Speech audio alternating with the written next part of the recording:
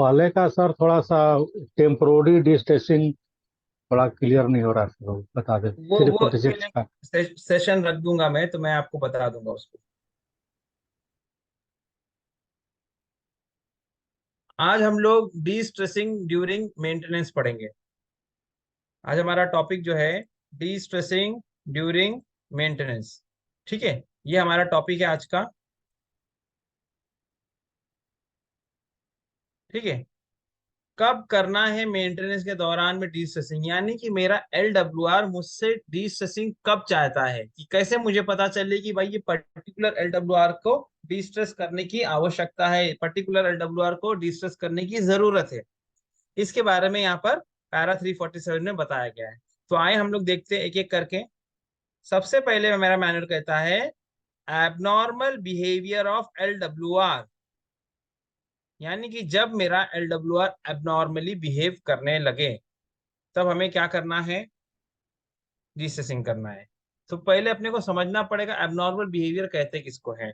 तो क्या है abnormal behaviour of L W R C W R can be inferred by observing one or more of the following, यानी नीचे कुछ जो पॉइंट्स लिखे हुए हैं इनमें से अगर कुछ भी होता है तो हम कहेंगे कि my L W are is behaving abnormally, abnormal behaviour कर रहा है मेरा L W are.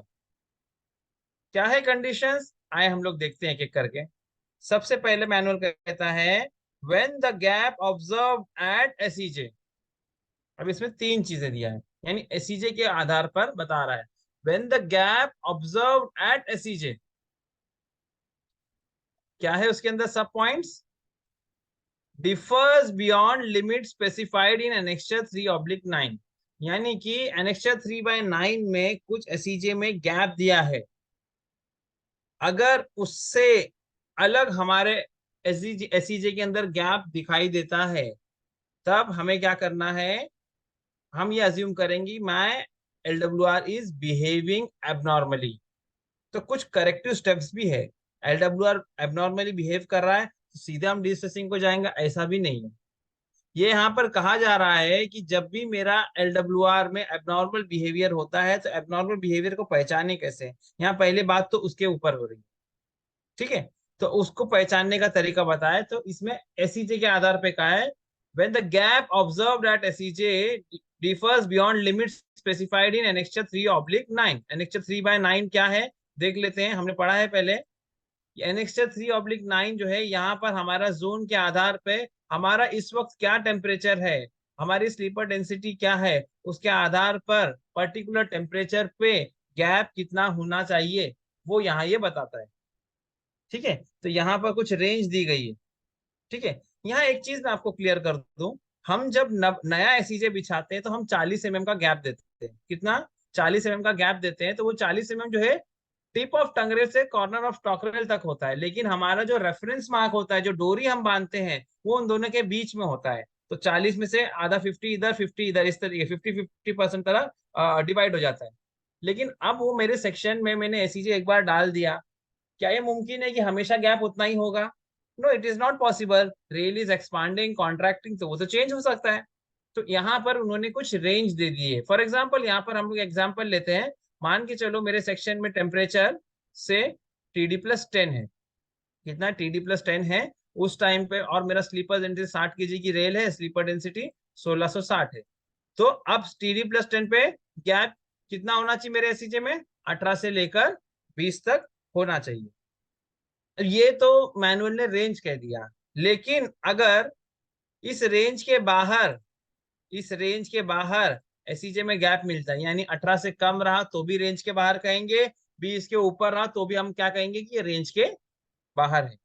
If this happens, अगर ऐसा होता है कि जो ये रेंज है इस रेंज से बियॉन्ड गैप अगर हमारे एसईजे के अंदर मिल रहा है, तब हम समझेंगे कि माय एसईजे इज बिहेविंग एबनॉर्मली। अब यहाँ पर देर आर डिफरेंट जोन्स, उन जोन्स के हिसाब से गैप दिया हुआ है। यहाँ कॉन्सेप्ट समझना इंपॉर्टेंट है और कुछ इंपॉर्टेंट नहीं है।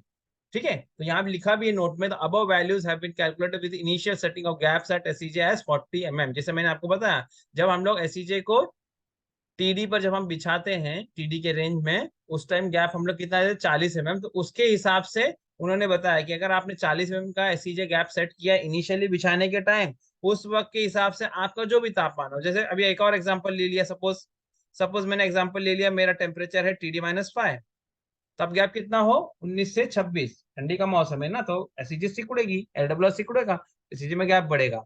जैसे यहाँ पर आपने देखा था कम हो गया था, यहाँ बढ़ गया। तो ये जो कुछ भी है, तो ये जो भी रेंज है, इस रेंज के अंदर रहे तो वेल एंड गुड, बट अगर इस रेंज के बाहर गया, कम हुआ तो भी बाहर कहलाएगा, ज्यादा हुआ तो भी बाहर कहलाएगा। तो यहाँ पे पहला कंडीशन तो बोल दिया एनेक्स्चर 3/9 के आधार पे, when the gap observed at SCJ differs beyond limit specified in annexure 3/9, annexure 3/9 में जो वैल्यू दी गई है, अगर गैप उससे डिफर करता है, तो ये आपको समझा दिया मैंने। दूसरा दूसरा पॉइंट क्या है? दूसरा पॉइंट है when the gap observed at SCJ exceeds the maximum design gap of SCJ। जो भी मेरी SCJ होगी, हर SCJ का एक मैक्सिमम डिजाइन गैप होता है, हर SCJ का एक मैक्सिमम डिजाइन गैप होता है, ठीक है। तो जो भी पर्टिकुलर एससीजे है, हमारी ऑर्डिनरी एससीजे, इंप्रूव्ड एससीजे, या two gap SCJ, single gap gap SCJ, double gap SCJ, whatever type of SCJ है, उसका जो मैक्सिमम डिजाइन गैप है, अगर उससे ज्यादा एससीजे में गैप आ रहा है, यानी कि उसमें गैप कितना होना चाहिए हमको पता है, लेकिन वो उसको एक्सीड कर रहा है, उस वैल्यू को एक्सीड कर रहा है, ठीक है। फॉर एग्जाम्पल 65 mm वाला एससीजे, तो 65 से ज्यादा गैप आ गया। 80 mm एससीजे, 80 mm से ज्यादा आ गया। These are just examples. तब हम क्या कहेंगे, my SCJ is behaving abnormally. Next point वो कह रहा है when the tip of tongue rail और corner of stock rail, when the tip of tongue rail और corner of stock rail crosses the reference line. अब यहाँ मुझे drawing बनानी पड़ेगी। क्या कह रहा है, when the tip of tongue rail और corner of stock rail crosses the reference line. ये मैंने लास्ट टाइम भी आपको बताया था, but let us discuss it again. हमारा जो एसईजे होता है, लेट अस ड्रॉ इट।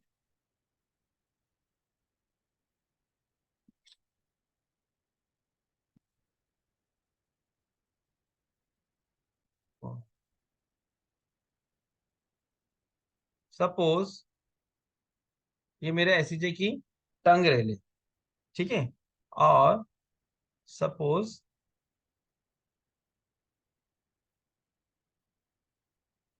ये मेरा एसईजे का स्टॉक रेल है। हाँ, कच्चा पक्का डायग्राम हमने बना लिया। अब हमको यहाँ पर रेफरेंस रेल बनानी है ना, हमने उसे देखा था ना।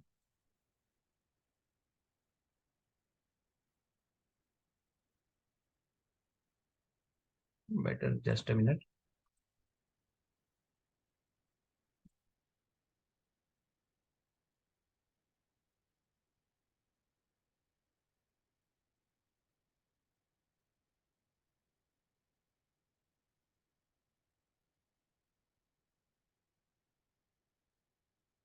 समथिंग लाइक दिस, ये मेरी रेफरेंस रेल है। तो हमने देखा था कि क्या करना है हमको, यहाँ पर हमें एक डोरी बांधनी है। Will take some other colour.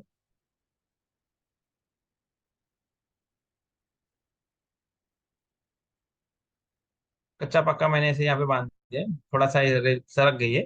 आप लेकिन समझने की कोशिश करें, या फिर I try again. Something like this, इस तरीके से हमने डोरी बांध दी। एंड से ये तरफ मेरा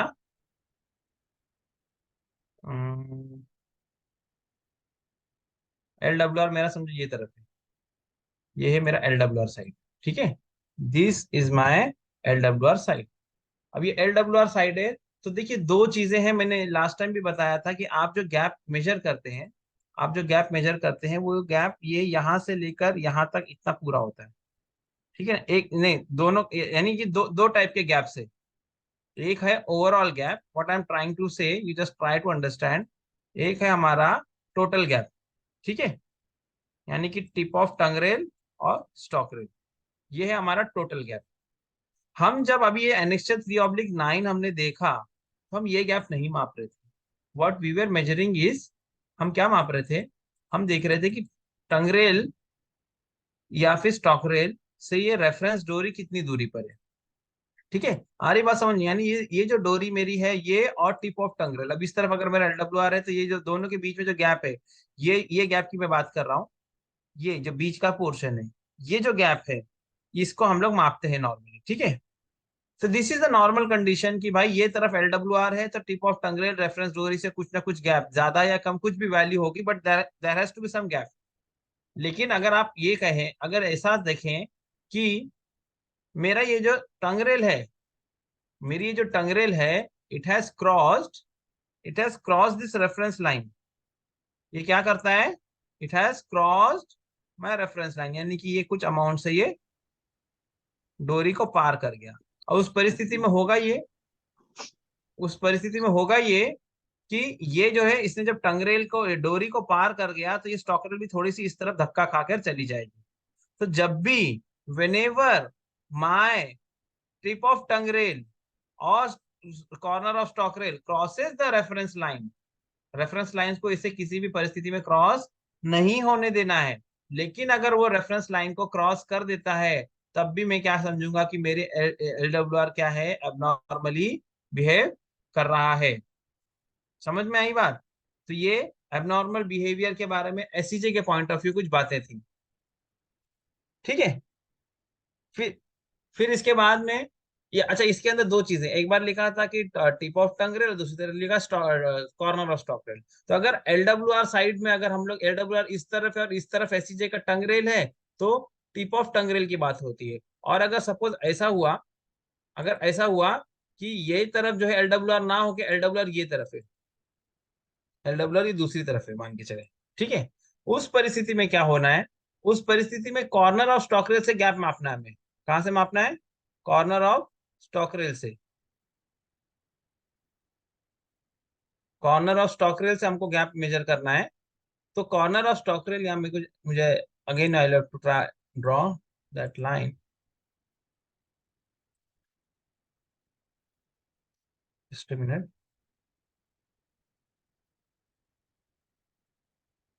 तो ये जो यहाँ पर इस गैप की बात हो रही है, स्टॉक रेल का कॉर्नर और डोरी, इसके बीच का गैप मुझे अब मापना है। ठीक है, अब मैं इस तरफ आ गया ना, LWR इस तरफ है, तो ये दोनों की जो डोरी और स्टॉक रेल का कॉर्नर, ये गैप मुझे मेजर करना होता है। ठीक है, लेकिन अगर ऐसा हो जाए, इनके कहने के हिसाब से ऐसा हो जाए कि समझो मेरी स्टॉक रेट थोड़ी सी फर्दर मूव हो गई and it has taken a new position, यानी पुरानी पोजीशन से क्या किया इसने, डोरी को पार करके चला गया, यानी अब मैं गैप जब मापूंगा तो माइनस में आएगा, नेगेटिव आएगा। तो ये सारी कंडीशन है एबनॉर्मल बिहेवियर ऑफ LWR की एसईजे के पॉइंट ऑफ व्यू। ठीक है, और अगला पॉइंट हमारा जो है दैट इज एक्सेसिव गैप।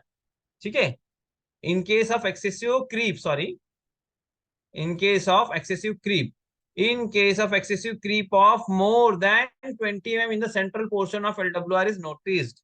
देखिए, हमने पढ़ा है LWR के बारे में, तो हम इतना जानते हैं जरूर, हम इतना जरूर जानते हैं कि LWR के अंदर नॉन ब्रीदिंग लेंथ में कोई मूवमेंट नहीं होता। Theoretically speaking non breathing length में कोई मूवमेंट होना है क्या, नहीं होना चाहिए। भाई नॉन ब्रीदिंग लेंथ है तो उसका तो नाम ही इसलिए नॉन ब्रीदिंग लगा कि वो तो मुर्दा है, पड़ा हुआ है इसी तरीके से अपने हाल पे, है कि नहीं, उसके अंदर कोई मूवमेंट नहीं होना। लेकिन जस्ट टेक एन एग्जांपल कि समझिए मेरी नॉन ब्रीदिंग लेंथ हो गई LWR की and these are my breathing length.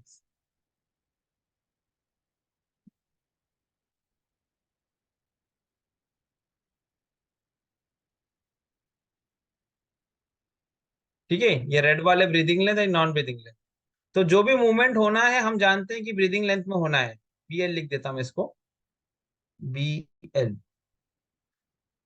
Breathing length, यहां पर भी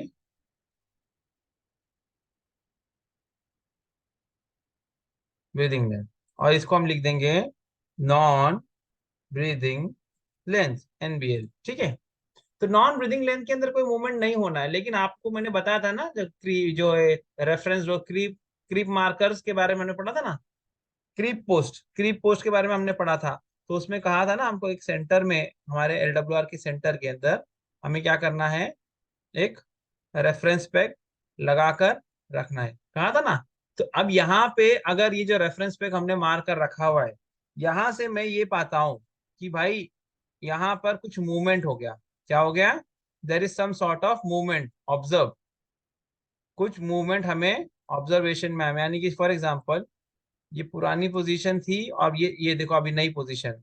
अब क्या हो गया इनके बीच में? व्हाट वी कैन सी, यहाँ पर इस डोरी और इनके बीच में कुछ गैप डेवलप किया, यानी कुछ डिस्टेंस से ये क्या हो गया, मेरा एलडब्ल्यूआर मूव हो गया है वट एवर विज अमाउंट। तो ये कह रहा है हमारा मैनुअल कि in case of excessive creep, इसे क्रीप कहते हैं, रेलों के सरकने की प्रक्रिया को हम क्या कहते हैं? क्रीप कहते हैं। In case of excessive creep of more than 20 mm in the central portion, manual central portion non breathing length को कहता है हमेशा। What is central portion? That is nothing but NBL, non-breathing length. तो in case of excessive creep of more than 20 mm, 20 mm से ज्यादा अगर creep देखने को आती है, कहां पर? सेंट्रल पोर्शन, यानी कि नॉन ब्रीदिंग लेंथ में, वो भी एबनॉर्मल बिहेवियर कहेंगे। यानी कि मेरा एलडब्ल्यूआर का नॉन ब्रीदिंग लेंथ मुर्दा पड़ा हुआ है, इसको कोमा में पड़ा हुआ है, लेकिन अगर कोमे में है उसका होश आ गया, ठीक है, यानी कि मूवमेंट होना नहीं था लेकिन इसके अंदर मूवमेंट हो गया, तो ये जो है हमारा एक एबनॉर्मल बिहेवियर का कारण बन सकता है। इसे हम कह सकेंगे कि भाई अगर ऐसा कुछ हुआ तो we call it as abnormal behaviour of ACJ.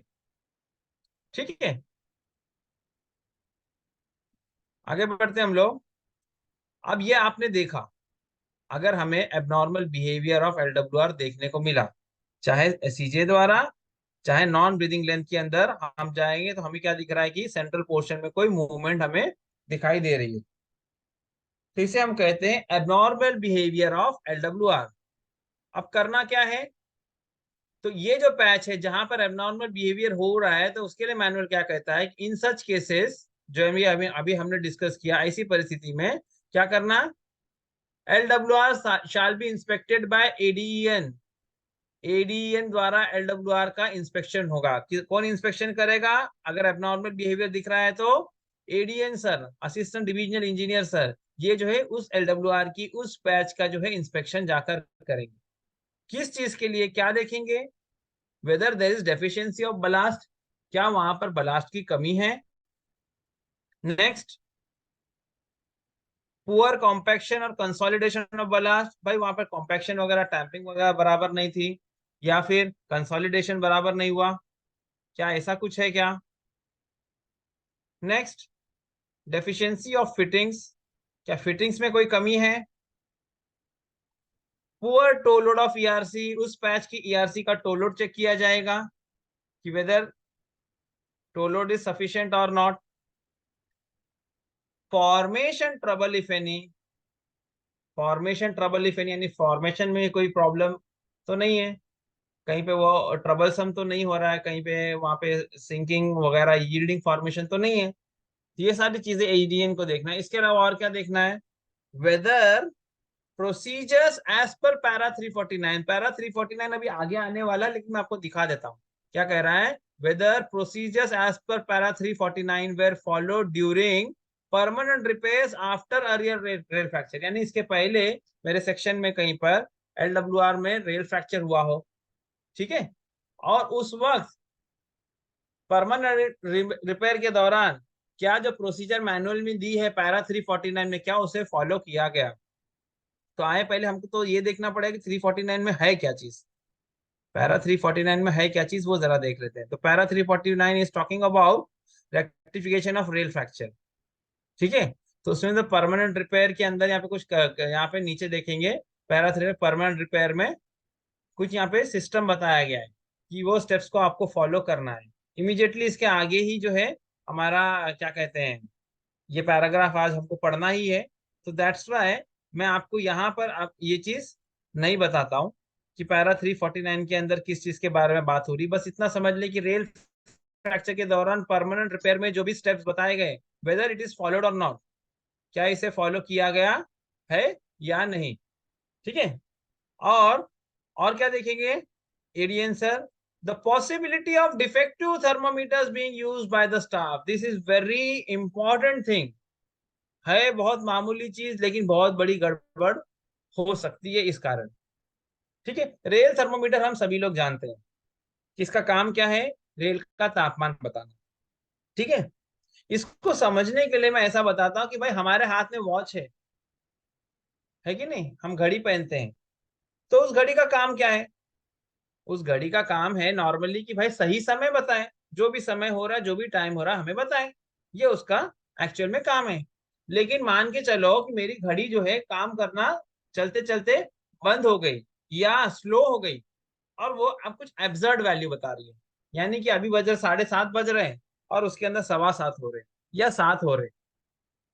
तो अगर उस घड़ी को फॉलो करके अगर हमने जो भी स्केड्यूल बनाया होगा, तो सारा का सारा स्केड्यूल हमारा बर्बाद हो जाएगा, क्योंकि घड़ी बंद थी और उस घड़ी को हम सही समझ के उस हिसाब से हमने कोई एक्टिविटी हमको करना था, जो भी हमारी प्लानिंग थी, वो सारी की सारी गड़बड़ हो जाएगी, तहस नहस हो जाएगी। बिल्कुल ऐसा ही यहाँ हमारे एल में बात हो रही है। मेरे एल में हमें काम करना है रेल थर्मोमीटर के आधार पर। किसके आधार पर काम करना है एलडब्ल्यूआर में? बेस्ड ऑन टेम्परेचर और रेल थर्मोमीटर कुछ मेंटेनेंस के लिए पैरामीटर, कुछ टेम्परेचर वगैरह हमें बताए गए हैं। ठीक है, लाइक कल ही हमने पढ़ा रेगुलर ट्रैक मेंटेनेंस, खास करके उसमें कहा था कि भाई रेल तापमान TD+10 से TD-30 के बीच में हो। कल ही पढ़ा था ना हमने। तो उसके बीच में हमें बिंदास काम करना है। फिर उसके ऊपर आपको कब जो है पेट्रोलिंग करना है, काम बंद करना है, TD+10 से TD+25 की पेट्रोलिंग, हॉट वेदर की TD+25 के ऊपर, कोल्ड वेदर में TD-30 के नीचे कोल्ड वेदर पेट्रोलिंग। ये सारी चीजें हमने कल पढ़ी थी ना। तो ये सब कुछ किसके बेसिस पे हो रहा है कि भाई मेरे पास एक रियल थर्मोमीटर है, उस थर्मोमीटर की रीडिंग के हिसाब से मैं तब तय कर रहा हूं। लेकिन अब ये समझे कि मेरे पास एक रियल थर्मोमीटर है विच इज डिफेक्टिव। क्या है? मेरे पास एक रियल थर्मोमीटर है और क्या है वो? डिफेक्टिव है। और मेरा स्टाफ उसी को इस्तेमाल कर रहा है, यानी बंद घड़ी से हम लोग जो है सारे काम कर रहे हैं। घड़ी मेरी कैसी है? बंद हो चुकी है, गलत टाइम बता रहा है, और मैं उससे काम कर रहा हूं। ऐसा ही है, एक डिफेक्टिव रेल थर्मोमीटर है, हम वो उसे इस्तेमाल कर रहे हैं। तो इसमें प्रॉब्लम क्या होती है कि डिफेक्टिव रेल थर्मोमीटर, एक एग्जांपल मैं आपको बता देता हूँ। मान के चलें कि ये आपका रेल थर्मोमीटर है, ये मेरा रेल थर्मोमीटर है। ओके, अब इस रेल थर्मोमीटर के अंदर मान के चलो TD की एक लिमिट अपन एक मार्क कर देते हैं। से this is the line of TD+10। क्या है? TD+10 की लाइन। ठीक है, हमें क्या इंस्ट्रक्शन है कि जब भी रेल टेम्परेचर कितना हो जाए, TD+10, TD+10 को पार करे, तो हमें क्या इंस्ट्रक्शन है?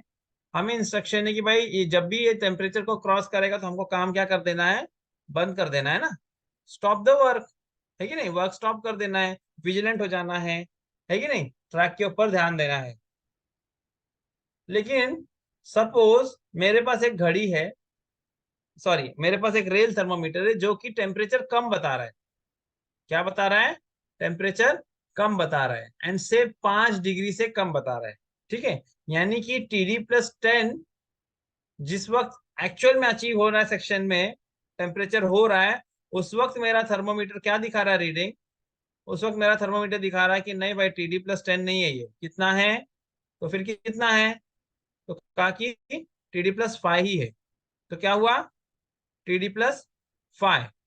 तो ये जो TD+10 की जगह TD+5 दिखाएगा, तो क्या होगा कि जब ये TD+10 से TD+5, तब तो ठीक है, कोई दिक्कत नहीं है, रेंज के अंदर है। लेकिन इसी को आपने कंटिन्यू यूज किया और गर्मी का मौसम शुरू हो गया और आप इसे इस्तेमाल कर रहे हैं, and it has cross this TD का लाइन। और इसके अंदर अब जाके TD+10 को पार करके, यानी जैसे 5 डिग्री सेल्सियस का हमने यहाँ पे एक पकड़ के चला कि यहाँ पे गड़बड़ है, तो अब क्या हो गया? तापमान TD+10 को पार करके चला गया, temperature has crossed TD+10। Okay, तो हुआ क्या हमारा यहाँ पे? हमें क्या इंस्ट्रक्शन है? हमें यहाँ पर क्या इंस्ट्रक्शन है कि भाई ये जो पैच है, जब तापमान TD+10 के ऊपर जाएगा तो हमें काम बंद कर देना है और सेक्शन में घूमना है, जो भी कमी तैयारी रह गई है उससे पूरा करे, बलास की डेफिशिएंसी वगैरह रिकूप करे, ये सारे काम इसके अंदर है। ठीक है, तो इसके लिए ये कहा है कि ऐसा तो नहीं कि भाई इनको काम कहा था कि TD+10 के ऊपर काम बंद कर देना, लेकिन बंदा बिंदास है। क्यों बिंदास है? कि अभी तो आया ही नहीं और डिफेक्टिव थर्मोमीटर, लेकिन एक्चुअल टेम्परेचर है राइज। तो ये भी एक काम है कि एएन देखते हैं कि भाई जो थर्मोमीटर इस्तेमाल कर रहे हैं वो सही है कि नहीं, कैलिब्रेटेड है कि नहीं। तो कैलिब्रेशन जरूरी है, ये एक चेक करना है। ठीक है। फिर बाद में क्या कह रहा है हमारा manual, after the above inspection, इस निरीक्षण के बाद, after the above inspection the deficiency shall be made good at the earliest. ये इंस्पेक्शन किया इन साहब ने, उधर में उन्होंने देखा कहीं पे बलास्ट की कमी है, कहीं पर कंसोलिडेशन ऑफ बलास्ट नहीं हुआ है, कहीं कॉम्पैक्शन सही से नहीं है, कहीं फिटिंग मिसिंग है, कहीं फिटिंग गलत तरीके से लगी है, कुछ पैच में जो है चाबी का टो लोड कम है, फॉर्मेशन ट्रबल है, या फिर हमने जो है previous rail fracture time permanent rail fracture के स्टेप्स को बराबर अटेंड नहीं किया था। रीजन इसके अंदर से हो सकते हैं कि कुछ कंबाइंड रीजन हो, या कोई एक यूनिक यानी कि एक सिंगल रीजन हो सकता है। ये जो कुछ भी हो, जो भी हमें फाइंडिंग्स में आया, तो क्या कह रहा है कि after the above inspection the deficiency shall be made good at the earliest by suitable corrective action to improve the track resistance. हमारा मकसद क्या है कि ट्रैक रेजिस्टेंस को इंप्रूव करना है कि नहीं, immunity of the track. Thermal forces जो है एक तरीके से जो है एक्सटर्नल एजेंसी है, यानी एक बीमारी की तरह समझ लो, और ट्रैक रेजिस्टेंस मेरा जो है इम्यूनिटी है। ठीक है, तो क्या है कि जो भी आपको डेफिशिएंसी पता चली उसे जल्द से जल्द जो है अटेंड कर लेना चाहिए, ताकि ट्रैक रेजिस्टेंस बेहतर हो जाए, इंप्रूव हो जाए। उसके बाद में क्या कह रहा है manual, thereafter the SEJ, thereafter, उसके बाद क्या कहा, thereafter the SEJ LWR shall be kept, यानी कि दो चीज, एसईजे अंडर ऑब्जर्वेशन रखना है या एलडब्ल्यूआर ऑब्जर्वेशन में रखना, दोनों एक ही बात है। तो देयर आफ्टर द एसईजे और LWR shall be kept under closed observation by active monitoring by JESSC P way. तो क्या करेंगे, ये जो पैच है इसके ऊपर कड़ी निगरानी रखी जाएगी, because it is vulnerable to buckling, ऐसा बोल सकते हैं हम लोग। अगर इसके अंदर कोई डेफिशिएंसी है तो बकलिंग हो सकती है, या ठंडी के मौसम में फ्रैक्चर हो सकता है। इसलिए क्या कहा है, एसईजे और the LWR shall be kept under close observation by active monitoring by JESSC PWay. If LWR still behaves abnormally, भाई कुछ करेक्टिव एक्शन बताया, बलास की कमी थी पूरा कर दिया, कंसोलिडेशन नहीं था कंसोलिडेशन कर दिया, टैंपिंग मशीन बना लिया पैकिंग हो गई, फिटिंग्स की कमी थी फिटिंग सप्लाई कर दिया, ईआरसी का टो लोड, वो यानी जो कुछ भी लिस्टेड है हमने सब कुछ करके देख लिया।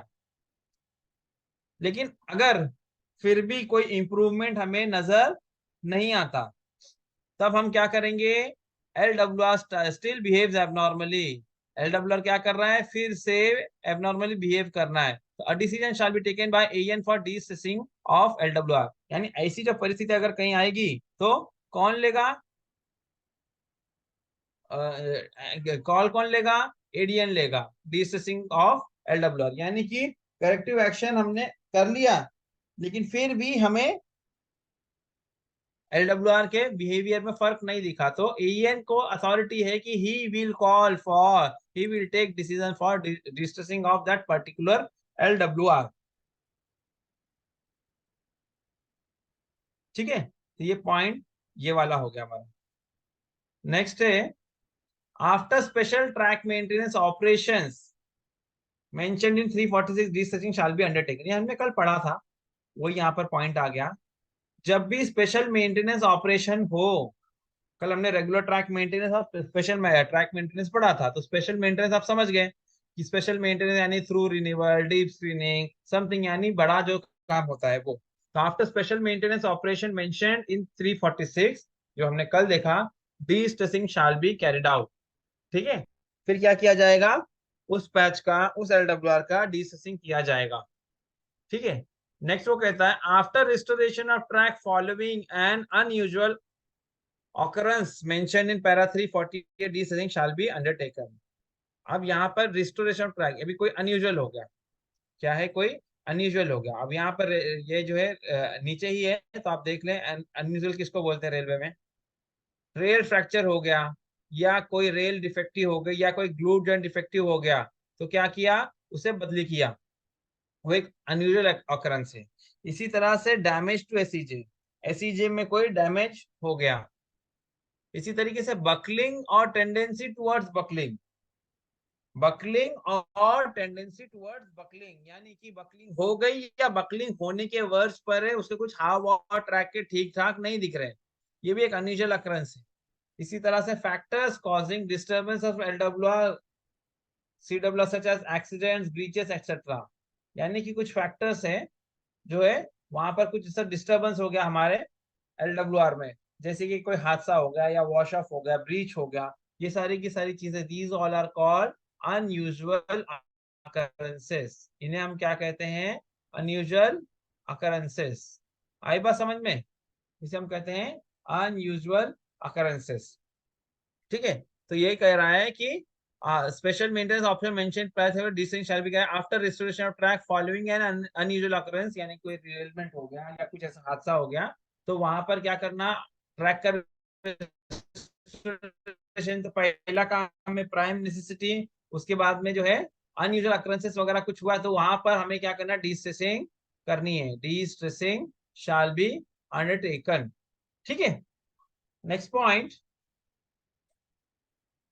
after if number of locations where repairs by way of replacement of rail or bed have been done except 3 per kilometer, reassessing of affected portion of LWR shall be done। यानी क्या? number of locations, if number of locations where repairs by way of replacement of rail or bed have been done exceed 3 per kilometer, यानी कि 1 kilometre में 3 से ज्यादा रेलों को हमने बदली किया। कितनी रेलें? 3 रेल्स। अगर हमने प्रति किलोमीटर 3 से ज्यादा रेलों को हमने बदली किया, ठीक है, तो वहां पर हमें क्या करना है? डी-स्ट्रेसिंग करना है। क्या करना है? डी-स्ट्रेसिंग करना है। ठीक है, क्या करेंगे? डी-स्ट्रेसिंग करेंगे। तो ये डी-स्ट्रेसिंग की कुछ क्राइटेरियाज थी, थोड़ा समराइज कर देता हूं। पैरा 347 हमारे डिस्ट्रेसिंग ड्यूरिंग मेंटेनेंस के बारे में बात कर रहा था, जिसमें हमने सबसे पहले पढ़ा एबनॉर्मल बिहेवियर। उसके बाद में हमने क्या देखा? उसके बाद में हमने देखा कि एसईजे एबनॉर्मल कैसा होगा एलडब्ल्यूआर, तो एसईजे के आधार पे 3 कंडीशन बताई। एनेक्सर 3 लाइन में हमारा पर्टिकुलर जो प्रिवेलिंग टेम्परेचर उस वक्त क्या गैप होना चाहिए किसके बीच में, वो हमें चेक कर लेना है। अगर गैप उससे कम ज्यादा हुआ है तो उसको एबनॉर्मल कहेंगे। इसी तरह से हर एक एसईजे का एक मैक्सिमम डिजाइन गैप होता है, अगर वो design gap maximum design gap को क्या कर गया?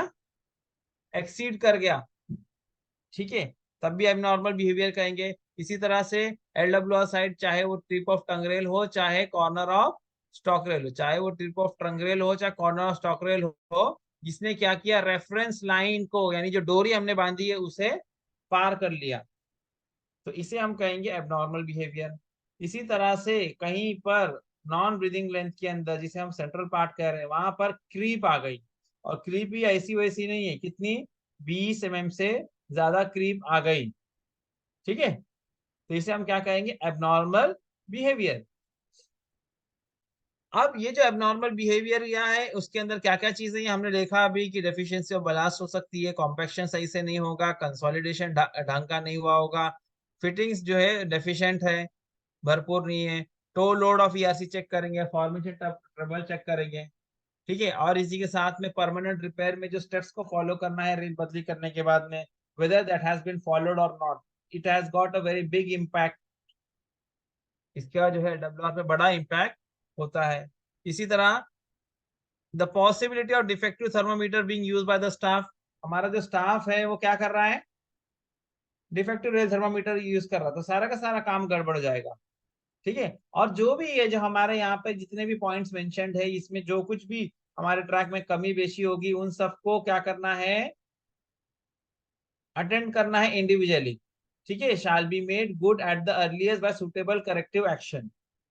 क्यों? ताकि ट्रैक की रेजिस्टेंस कैपेसिटी, ट्रैक रेजिस्टेंस जो है इंप्रूव हो जाए, ठीक है। अगर ये होता है, बहुत अच्छी बात है, ठीक है। तो thereafter SEJ LWR shall be kept under close observation by active monitor by JSSCP में। फिर क्या करेगा एएन? क्या कहेगा कि भाई पीडब्ल्यूआई को जो है कहेगा कि ये इस एलडब्ल्यूआर के ऊपर तुम ज्यादा ध्यान दो, ठीक है।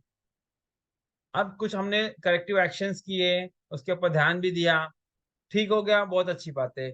लेकिन अगर नहीं होता तो क्या करेगा, एएन को कॉल लेना है। AN has to decide who is the authority. Authority कौन है यहाँ पर?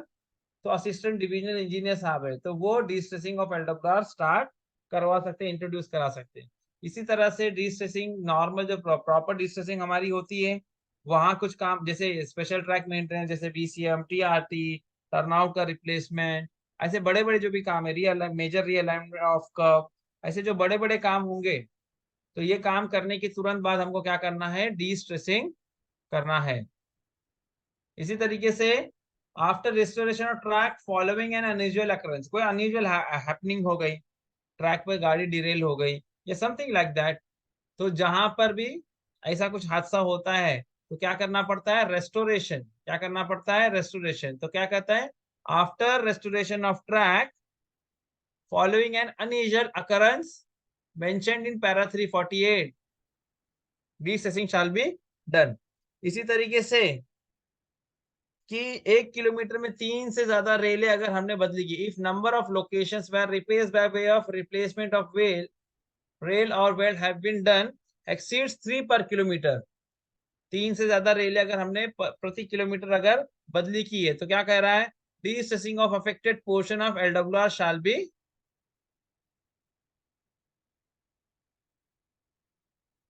ठीक है, शैल बी डन। क्या करना, शैल बी डन। आई बात समझ में? तो यहां पर इसके बारे में बात हो रही थी। अब हमारा नेक्स्ट पॉइंट है para 348 unusual occurrences.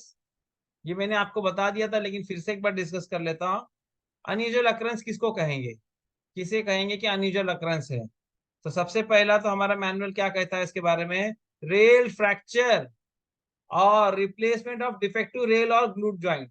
Rail fracture हो गया या कोई ग्लूट ज्वाइंट वगैरह थी, है कि नहीं, उसको बदली करना पड़ रहा है, तो रेल फ्रैक्चर होगा या replacement of defective glued joint, वो एक अनयूजुअल अकरेंस है।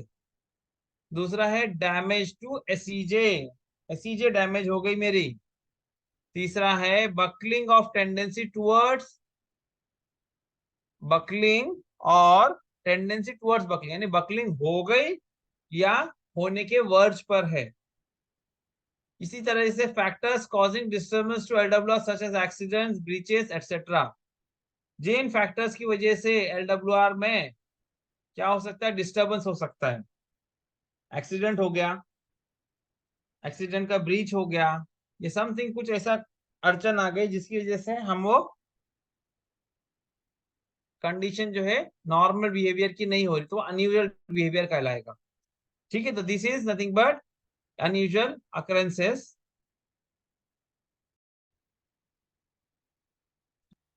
ठीक है, अब नेक्स्ट हमें पढ़ना है पैरा 349। नेक्स्ट हमें पढ़ना है पैरा 349। क्या है para 349? Rectification of rail fracture, यानी रेल फ्रैक्चर हो गया, उसका रेक्टिफिकेशन किस तरीके से किया जाए। ठीक है,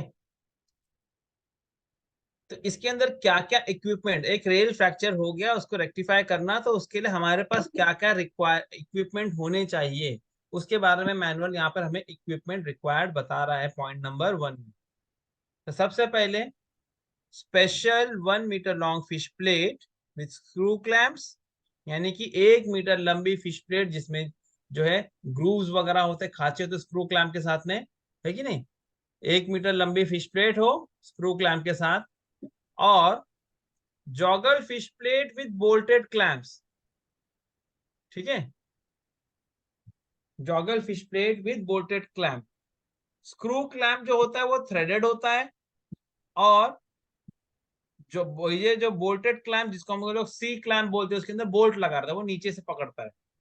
तो 1 मीटर लंबा फिश प्लेट स्क्रू क्लैंप के साथ हो, और दूसरा क्या हो हमारे पास, हमारे पास हो joggle fish plate with bolted clamp, यानी जहां पे सिर्फ रेल फ्रैक्चर होगा वहां पर आप 1 मीटर लंबी पट्टी स्क्रू क्लैंप के साथ लगा दें, और जहां पर वेल्डिंग फ्रैक्चर हुई है, एटी वेल्ड फ्रैक्चर हुआ, तो उसका कॉलर का विड्थ ज्यादा होता है, तो वहां पर आपकी साधारण पट्टी नहीं लगती है, तो वहां juggle fish plate bolted clamp होनी चाहिए एज पर द अरेंजमेंट। ये अरेंजमेंट आपको याद होगा, मैंने ये डायग्राम सब दिखाए थे, 3.9, 310, 311, 312।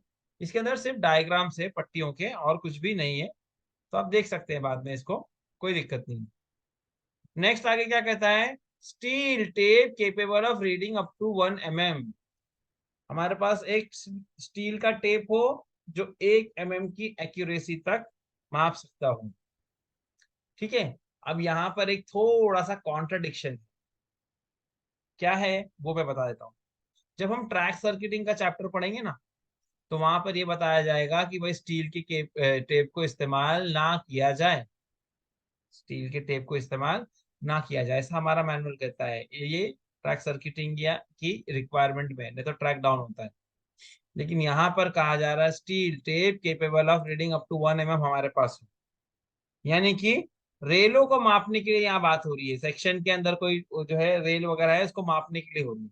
आप यूज कर सकते हैं स्टील टेप, कोई हर्ज नहीं है, बशर्ते कि आपने जो है ट्रैक सर्किटिंग का ख्याल रखा। तो यहाँ पे लीस्ट काउंट ऐसा टेप जिसका लीस्ट काउंट 1 mm तक का हो, वैसा एक स्टील टेप हमारे पास हो। क्यों यहाँ पर, क्योंकि हमें जो है रेल फ्रैक्चर वगैरह होता है तो रेलें बदली करनी पड़ती, तो रेल का मेजरमेंट करना, फिर गैप देना, हमें कितना गैप देना है वेल्डिंग के लिए, ये सारी चीजें चाहिए। इसके लिए स्टील टेप आपको ही चाहिए। इसी तरह से एल्यूमिनोथर्मिक वेल्डिंग एंड फिनिशिंग इक्विपमेंट, यानी वेल्डिंग करने का जो कुछ भी सामान है विद इक्विपमेंट, यानी वेल्डिंग का पोर्शन, मोल्ड, ये सब तो कंज्यूमेबल आइटम में आ जाता है। लेकिन इसके अलावा जो भी हमारे इक्विपमेंट है, जैसे कि ब्लोअर लगता है, ट्रिमर लगता है, ग्राइंडर लगता है, और ऐसी बहुत सारी चीजें और भी है जो हमको लगती रहती है। मोल्ड शू होता है, ऐसे बहुत सारी चीजें, ये सारी की सारी चीजें हो हमारे पास। इसी तरह से इक्विपमेंट करने के लिए जो कुछ भी, सॉरी, डिस्ट्रेसिंग करने के लिए, इसी तरह से डिस्ट्रेसिंग करने के लिए जो कुछ भी इक्विपमेंट हमें लगते होंगे, वो सब कुछ हमारे पास हो। और क्या हो, 4 मीटर और longer sawn rail cut piece of the same section as LWR duly tested by USFDA। यानी कि हमारे पास क्या हो, 4 मीटर या उससे लंबा एक रेल का टुकड़ा, रेल कट पीस,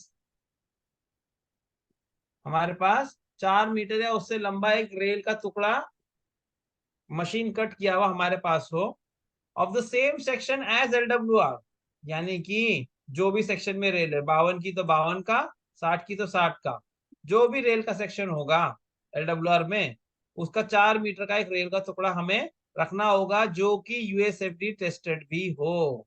ठीक है, क्योंकि इसको हमको यूज करना पड़ेगा ना फ्रैक्चर के दौरान, इसलिए बता रहे हैं ये एक कुछ ये ऐसे रेल के टुकड़े वगैरह भी हमारे पास अवेलेबल हो।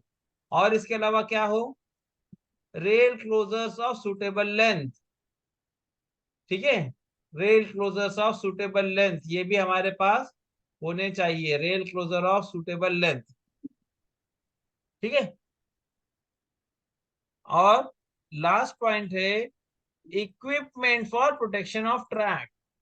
Equipment for protection of track, यानी कि रेल फ्रैक्चर हो गया तो ट्रैक का प्रोटेक्शन करने के लिए क्या क्या इक्विपमेंट लगेंगे, ये सारी चीजें हमारे पास होनी चाहिए। These all things should be there with us। ठीक है, ये खाली वेल्डिंग को अटेंड करने का सामान क्या क्या है ये यहाँ पर बताया गया है। अब आगे हम लोग बढ़ते हैं, procedure for repairs. Procedure sir for repair, बोलिए। सर ये 4 मीटर लंबा रेल और ये फिर रेल क्लोजर है वो क्या है सर? यानी कि यहाँ पर क्या कह रहा है कि 4 मीटर की एक लंबी रेल, मतलब 4 मीटर से लंबा रेल का टुकड़ा एक रेडी करके हम लोग रखे, और इसके अलावा कहीं रेल फ्रैक्चर वगैरह जो है जहां पर हमको बदली करना है, तो rail closure of suitable length, यानी कि एक्चुअली ये दोनों चीजें एक ही है। यहाँ थोड़ा कंफ्यूजन इसलिए होता है क्योंकि LWR में जब भी रेल फ्रैक्चर होता है तो 4 मीटर का रेल का टुकड़ा हमारे पास रेडीमेड अवेलेबल होना चाहिए उसको इमीडिएटली अटेंड करने के लिए। ठीक है, और रेल हाँ क्लोजर का तो किसको कहते हैं, रेल क्लोजर कोई भी रेल जो 13 मीटर से छोटी है उसको हम लोग रेल क्लोजर कहेंगे। वो 6.5 मीटर भी हो सकती है, 5.5 मीटर भी हो सकती है, 4 मीटर भी हो सकती है। तो यहाँ पर इस तरीके से वो कह रहा है कि जो भी आपको सुटेबल लगता है उतनी रेल है। जैसे कि हमारे सेक्शन में जॉइंट्स वगैरह, कई बार क्या होगा, मैं 4 मीटर का टुकड़ा यूज कर रहा हूँ तो अगले जॉइंट से जो है बहुत करीब हो जाएगा, तो वो नहीं चलेगा ना। तो वहां पर अभी हमको क्या करना पड़ेगा कि भाई बड़ी रेल डालनी पड़ सकती है ताकि वो जॉइंट एलिमिनेट हो जाए। तो यहाँ पर दोनों एक ही चीज है, दोनों रेल के टुकड़े ही है, दोनों ही रेल के टुकड़े ही है। ठीक है। ओके। हाँ, अब आ जाते हैं procedure for repairs. Procedure for repairs यानी कि रिपेयरिंग ऑफ रेल फ्रैक्चर। तो ये जो है मैं यहाँ पे अभी फिर से पढ़ा तो देता हूँ, लेकिन इस पे मेरी एक फ्री की वीडियो जो है यूट्यूब पे ऑलरेडी है। रेल फ्रैक्चर किस तरीके से अटेंड करेंगे, तो उसमें भी मैंने ये एक्सप्लेन किया है कि emergency repair, temporary repair, permanent repair और डिस्ट्रेसिंग, इसमें क्या करना है। लेकिन फिर भी हम लोग यहाँ पर वापस से एक बार गो थ्रू कर लेते हैं। ठीक है। प्रोसीजर फॉर रिपेयर्स यानी procedure for repairing of rail fracture क्या है। If any fracture takes place on LWR, अगर मेरे LWR में कोई फ्रैक्चर हो जाता है तो क्या करना हमें। सबसे पहला स्टेप्स, यहाँ पे स्टेप्स की बात आ रही है। Immediate action shall be taken by the official who detected the fracture to suspend the traffic and to protect the line. ठीक है। क्या करना है उसको, जो भी हमारा स्टाफ ये देखता है कि कहीं पर रेल फ्रैक्चर हो गया तो उसको तुरंत एक्शन लेना है। क्या करना है, एक्शन क्या लेना है, टू सस्पेंड द ट्रैफिक। क्या करना, ट्रैफिक को सस्पेंड कर देना and to protect the line. क्या करना, ट्रैफिक को सस्पेंड कर देना और लाइन का प्रोटेक्शन कर देना। ठीक है। तो इसमें सबसे इंपॉर्टेंट यहाँ पर प्रोटेक्शन करना है। आपको जो है रेल फ्रैक्चर देखा तो आपको प्रोटेक्शन इंश्योर करना है। आप जो सोचेंगे कि चलो मैं PWI साहब को बता दूं, मैं स्टेशन मास्टर को बता दूं, बाद में प्रोटेक्शन करूंगा, that is not the correct procedure. आपको प्रोटेक्शन, ट्रैफिक सस्पेंड करने के लिए बोला, लाइन का प्रोटेक्शन करने के लिए बोला, यानी कि सबसे पहला काम आपका क्या है, प्रोटेक्शन करना है। सबसे पहला काम हमारा क्या है, टू डू प्रोटेक्शन। ठीक है। प्रोटेक्शन करने के बाद में क्या करेगा, ही शैल रिपोर्ट द फ्रैक्चर टू गैंगमेट, की मैन, JE और SSC पीवे, या इन सारों को, जिनको भी बता सकता है हमारा स्टाफ, प्रोटेक्शन करने के बाद में उसको इन्फॉर्म करेगा। ठीक है। तो प्रोटेक्शन का डायग्राम शायद आप लोग को पता होगा, लेकिन फिर भी यहाँ पे कुछ लोग पीवे बैकग्राउंड से नहीं है, तो मैं जरा प्रोटेक्शन डायग्राम जरा एक्सप्लेन कर देता हूँ यहाँ पर कि प्रोटेक्शन डायग्राम एक्चुअल में होता कैसा है।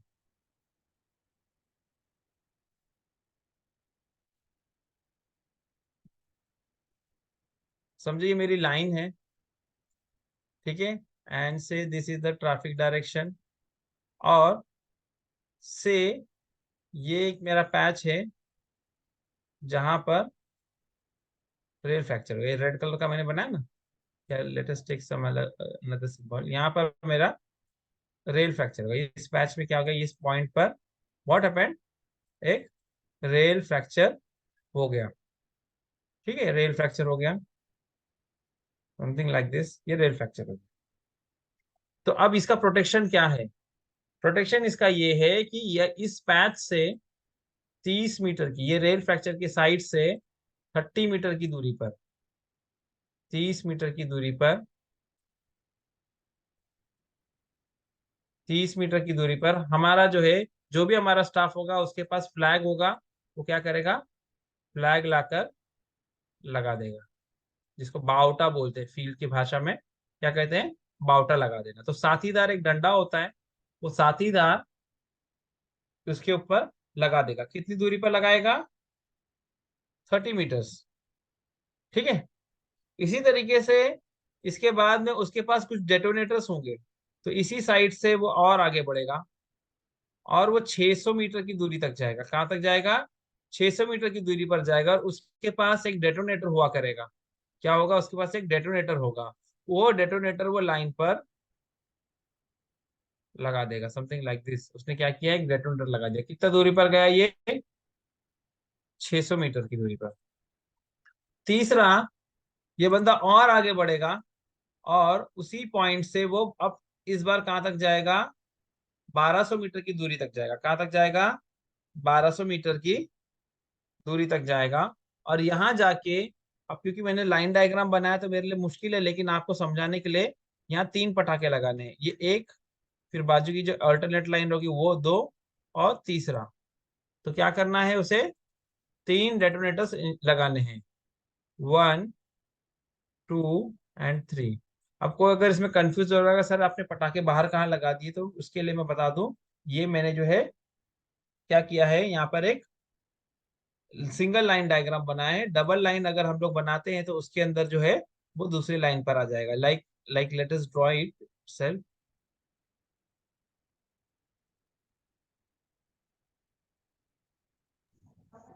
ठीक है नहीं, ये सर एक ही लाइन में लगते हैं तीनों शायद एक में ऐसे। नहीं लगेगा, ऑल्टरनेट पे लगता है,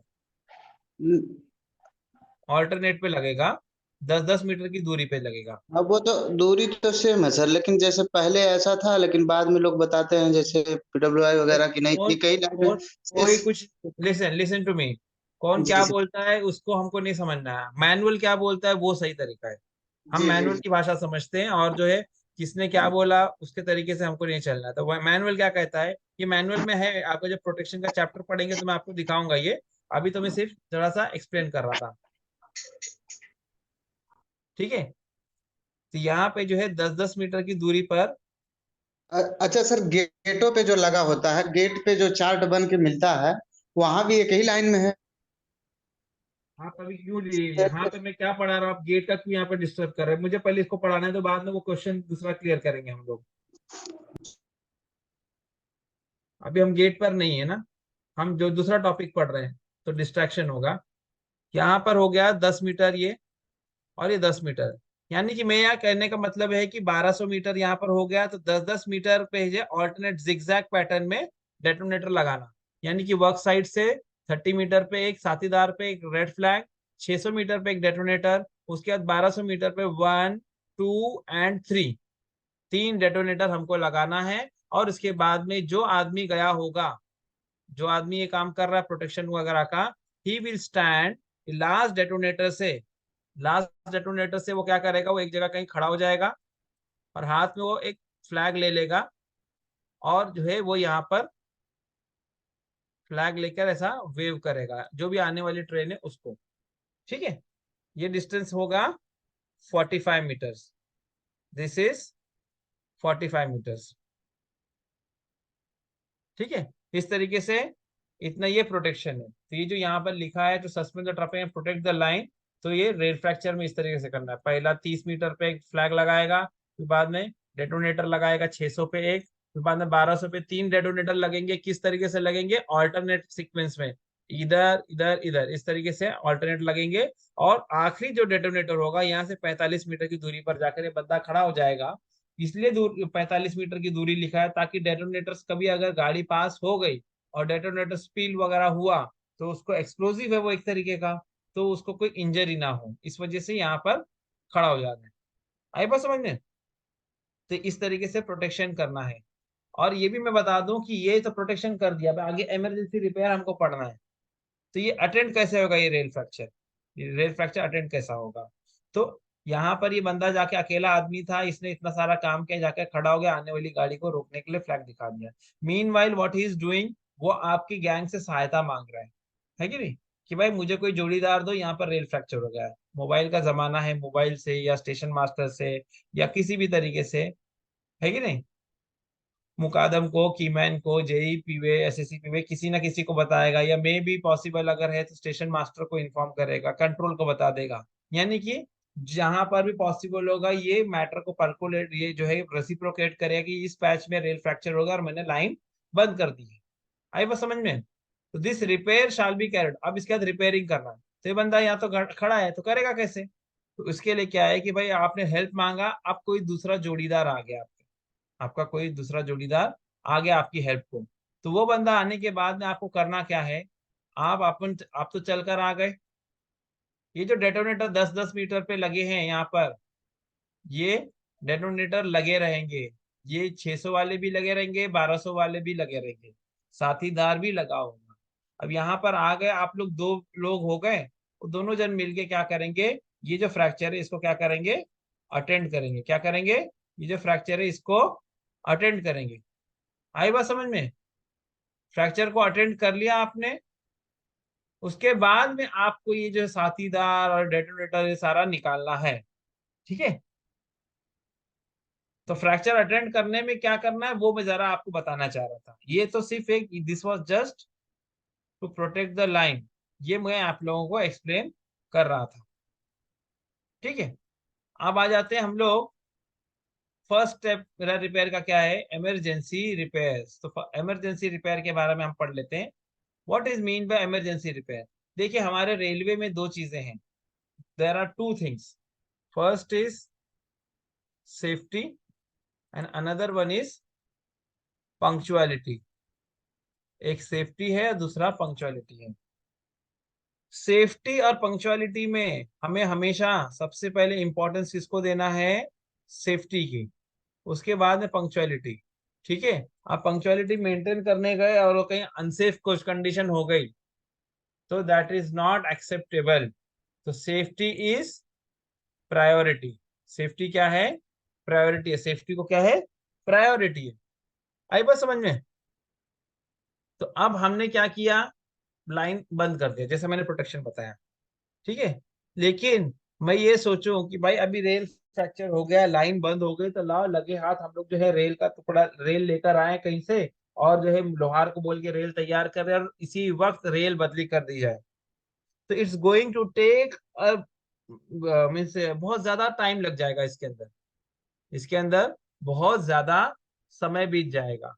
क्यों? आपको वो रेल लेकर आना है कोई जगह से, फिर आपके एग्जिस्टिंग रनिंग लाइन में कट करना है, एक एक होल को 5-5 मिनट भी पकड़ा तो 6 इधर होल 6 इधर 12, तो वो बहुत लंबा चौड़ा काम हो जाएगा, है कि नहीं? कट लगाना, रेल को डालना, पुरानी रेल निकालना, नहीं डालना, इट विल टेक टाइम। अब ये सब करते अगर मैं बैठा तो क्या होगा कि सेफ्टी के लिए तो चलो लाइन बंद कर दिया था, लेकिन अब जहां पर क्या हो जाएगा, punctuality will be at stake, punctuality will be at stake, जो कि हमें करना नहीं है। हमें यात्री सुविधा देना है, हम गाड़ी खड़ा करने रखा नहीं है, हमको जो है मेंटेनेंस करना है, लेकिन गाड़ी चलते रहे। तो अब हमारा जो है इमीडिएट मीन्स ये होगा कि सेक्शन में जो गाड़ियां फंसी थी रेल फ्रैक्चर की वजह से उन्हें निकालना, जिसके लिए हमें क्या करना है, इमरजेंसी रिपेयर। तो इमरजेंसी रिपेयर के बारे में क्या कहता है, the fracture rail shall be joined by using arrangement shown in figure 3.910 whatever.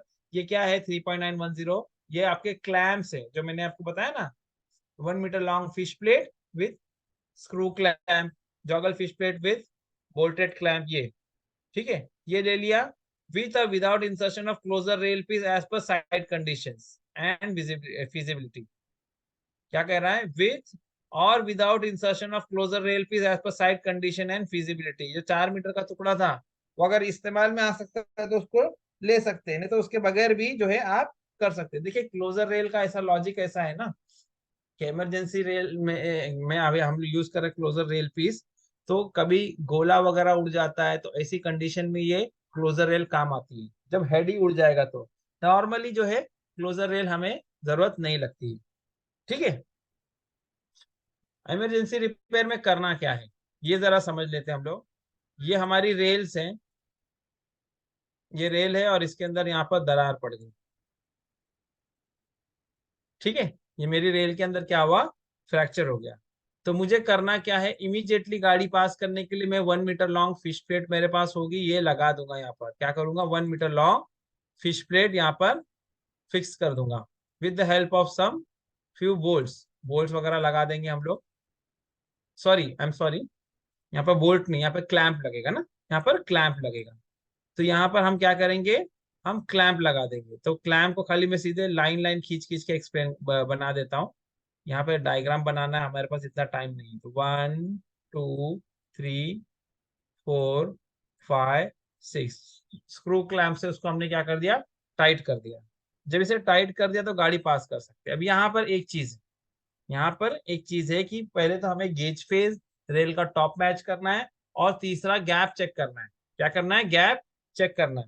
अगर ये जो गैप है, अगर ये जो गैप है 30 mm से कम है तो सीधे पट्टियां बांधे, क्लैंप लगाए और गाड़ियां पास कर सकते हैं। लेकिन अगर ये गैप 30 mm से ज्यादा है तो क्या करना पड़ेगा, हमें एक रेल क्लोजर का टुकड़ा, 30 mm का रेल क्लोजर का टुकड़ा, 30 mm से ज्यादा गैप है तो 30 mm का एक रेल क्लोजर का टुकड़ा इसके अंदर डाला जाएगा, उसके बाद में दोनों जगह पट्टियां लगा के क्लैंप लगा के टाइट किया जाएगा। तो this is nothing but emergency repair. ठीक है, अब इमरजेंसी रिपेयर हमने कर लिया, हमारा कोई जोड़ीदार आया था और हमने फ्रैक्चर देखा, हमने दोनों ने मिलके इमरजेंसी रिपेयर कर लिया। अब बारी आती है गाड़ी पास करने की, अब बारी आती है ट्रेन पास करने की। तो क्या कह रहा है मैनुअल उसके ताल्लुक से, क्या कह रहा है देखें। The traffic may then be resumed at a speed mentioned in Annexure 3/8 and by the authority as mentioned 3/10। यानी अथॉरिटी कौन है रेल फ्रैक्चर पास करने का, और क्या स्पीड में गाड़ी पास की जाएगी, तो 3/8। तो Annexure 3/8 हमारे सामने है। क्या है ये Annexure 3/8? मैंने आप लोग को पढ़ाया था उस दिन, आज फिर से रिपीट हो रहा है, देखिए आपका रिवीजन हो जा रहा है। 1 मीटर लंबी पट्टी हमारे पास हो, 1 metre long slotted fish plate with screw clamp और MS क्लैंप या फिर joggle fish plate with bolted clamp हो, ये तो अभी भी पढ़ा हमने। ठीक है, तो उसको हम लोग यूज करेंगे at a temporary rail joint. Rail fracture हुआ तो टेम्पररी जॉइंट बना ना, और देर इज 24 आवर्स वॉच, 24 घंटा कोई ना कोई निगरानी करने के लिए है। ठीक है, तो ये यहाँ पर ये कंडीशन है। लेकिन अभी मैं यहाँ पर आई एम सॉरी, ये मैंने आपको यहाँ पे मैं लेकर आ गया, this has to be discussed later on, I forgot. ठीक है, आई फॉरगॉट, ये अभी बाद में डिस्कस करेंगे। हमें यहाँ पर आना था, कहाँ आना था, पहले तो फ्रैक्चर हुआ है ना, तो एट फ्रैक्चर ये वाले पैच में यहाँ डिस्कस करना था। At fracture after emergency repairs are completed. ठीक है, तो रेल फ्रैक्चर अभी इमरजेंसी रिपेयर का मैंने डायग्राम बताया था आपको, आपने लगा दिया क्लैंप वगैरह पट्टियां वगैरह लगा दिया। तो पहली गाड़ी क्या स्पीड में पास होगी, stop dead and proceed with 10 kmph। ठीक है, ठीक है, और उसके बाद की गाड़ियां क्या स्पीड में पास होगी, तो वो कह रहा है कि 20 kmph। ठीक है, क्या कह रहा है, after at fracture after emergency repairs are completed first train stop dead and proceed with 10 kmph पे जाएगी, और फर्दर जो ट्रेन है हमारी वो 20 kmph की स्पीड से पास की जाएगी। ठीक है, ये यहाँ पर रेल फ्रैक्चर के लिए इंस्ट्रक्शंस है। ओके, अब इसके बाद में हम लोग फिर से हमारे उस पैराग्राफ में जाएंगे जहां से हम आए थे, 349। ठीक है,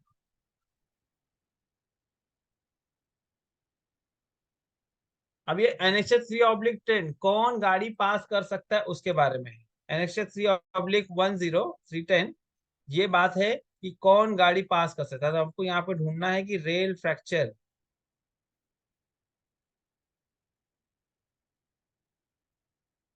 यहाँ देखिए आ गया नीचे रेल फ्रैक्चर, रेल फ्रैक्चर। तो पॉइंट नंबर 8, तो इमरजेंसी रिपेयर में कौन गाड़ी पास कर सकता है, तो कीमैन पास कर सकता है, या कोई ट्रैकमैन ऐसा जिसके पास वैलिड कंपिटेंसी सर्टिफिकेट है। What is mean bye valid competency certificate, यानी कि LWR में काम करने के लिए वो बंदा सक्षम है, उसकी ट्रेनिंग हो गई है, तो उसे हम कहेंगे कि he is competent enough to work in track. तो वो ऐसा ट्रैकमैन।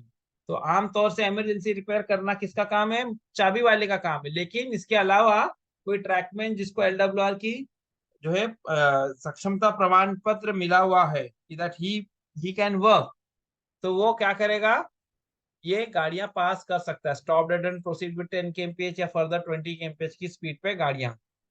इसके बाद में आ जाते हैं हम लोग टेम्पररी रिपेयर, अभी आगे पढ़ने वाले, लेकिन बता देता हूं मैं आपको, टेम्पररी रिपेयर अगर करना है तो वहां किसका होना जरूरी है, मिनिमम जेई PWI का होना जरूरी है। परमानेंट रिपेयर कर रहे हैं तब भी जेई PWI का होना जरूरी है। ठीक है, लेट अस मूव।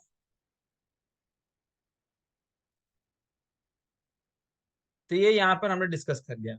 फिर इसके बाद में हमारा ये स्टेज नंबर 1 हो गया, इमरजेंसी रिपेयर हो गया। अब हमारा जो है, अब हम आए हैं टेम्पररी रिपेयर। ठीक है, तो टेम्पररी रिपेयर के बारे में क्या है इंस्ट्रक्शन,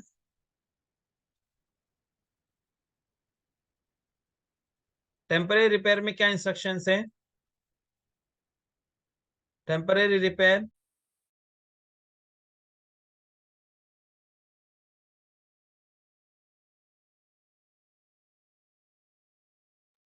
देखिए टेम्परेरी रिपेयर के अंदर क्या कह रहा है, if a welding party is not readily available, अगर वेल्डिंग पार्टी हमारे पास अवेलेबल नहीं है, the fracture shall be repaired by using a cut rail 4 metre और longer and clamped and bolted as per arrangement। क्या करेंगे? clamped and bolted as per arrangement, यानी कि क्या है, अगर मेरे पास वेल्डिंग पार्टी नहीं है, देखिए हम LWR पढ़ रहे हैं, हम LWR में काम कर रहे हैं, LWR में किसी भी प्रकार का ज्वाइंट नहीं होना चाहिए, है कि नहीं? LWR is a jointless track. लेकिन अगर कहीं पर रेल फ्रैक्चर हो गया, जब रेल फ्रैक्चर हो गया तो रेलें बदली करनी पड़ती है। जब हम रेल बदली करते, फ्रैक्चर होता है एक, उसके लिए बदली करते हैं हम एक रेल, उसपे 2 ज्वाइंट तैयार हो जाते हैं, 2 ज्वाइंट तैयार हो जाते हैं। तो उस ज्वाइंट की भी हमें वेल्डिंग करनी है। क्या करना है? उसकी भी हमें वेल्डिंग करनी है। लेकिन क्या कह रहा है, if a welding party is not readily available है, यानी आसानी से वेल्डिंग पार्टी अवेलेबल नहीं है, तो क्या किया जाए? The fracture shall be repaired, fracture shall be repaired by using a cut rail 4 metre और लॉन्गर, 4 मीटर या 4 मीटर से लंबी एक रेल लेकर उस फ्रैक्चर को रिपेयर किया जाएगा। 4 मीटर या 4 मीटर से लंबी रेल को यूज किया जाएगा रिपेयरिंग के लिए, और उसको क्या किया जाएगा? क्लैंप कर दिया जाएगा या बोल्टिंग कर दिया जाएगा। क्लैंप कर देने से क्या हो जाता है कि भाई ठीक है, रेल के अंदर होल नहीं होता, रेल के अंदर होल करना नहीं पड़ता, लेकिन क्लैंप जो है ज्यादा टाइम आप नहीं रख सकते, क्लैंप आप ज्यादा टाइम नहीं रख सकते। बोल्टिंग कर दिया तो होल करना पड़ता है, लेकिन वो मजबूत काम होता है। तो जो भी सिचुएशन होगी कि भाई हमको अगली वेल्डिंग पार्टी कब मिलने वाली है, अगर समझो आज मैंने बदली किया और कल मिलने वाली है, तो मैं क्लैंप लगा के 24 घंटा निगरानी रख सकता हूँ। लेकिन अगर ज्यादा समय तक आपको मिलने वाली नहीं वेल्डिंग पार्टी, तो आप बोल्टिंग भी कर सकते हैं। ठीक है, अब टेम्परेरी रिपेयर करेंगे कैसा, टेम्परेरी रिपेयर किया कैसे जाएगा, उसके बारे में पढ़ लेते हैं। A traffic block shall be taken, क्या चाहिए? टेम्परेरी रिपेयर, यानी कि रेल बदली करना, तो बगैर ट्रैफिक ब्लॉक के होगा क्या ये काम? Not possible. इसलिए कह रहा, a traffic block shall be taken as soon as possible, जितना जल्दी हो सके, प्रिफरेबली कब? when the rail temperature is within the range specified for TD or as near as possible to TD।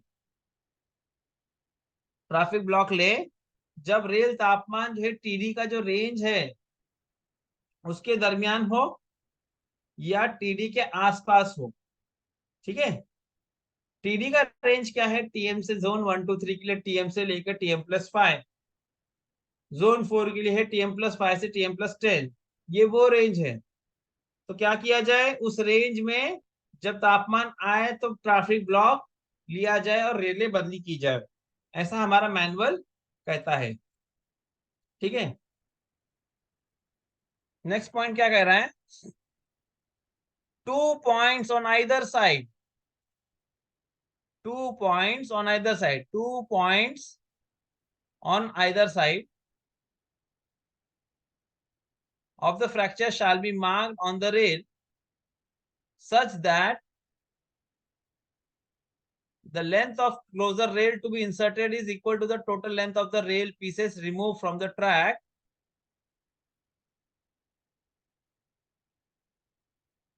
minus पूरा कर minus allowances for 2 welds and a saw cut normally 51 mm। यानी क्या कह रहा है कि रेल फ्रैक्चर हो गया था, आपने इमरजेंसी रिपेयर कर लिया, आप टेम्पररी रिपेयर पर है, आपके पास वेल्डिंग पार्टी नहीं है। ठीक है, ये अज्यूम किया जा रहा है। तो क्या कह रहा है?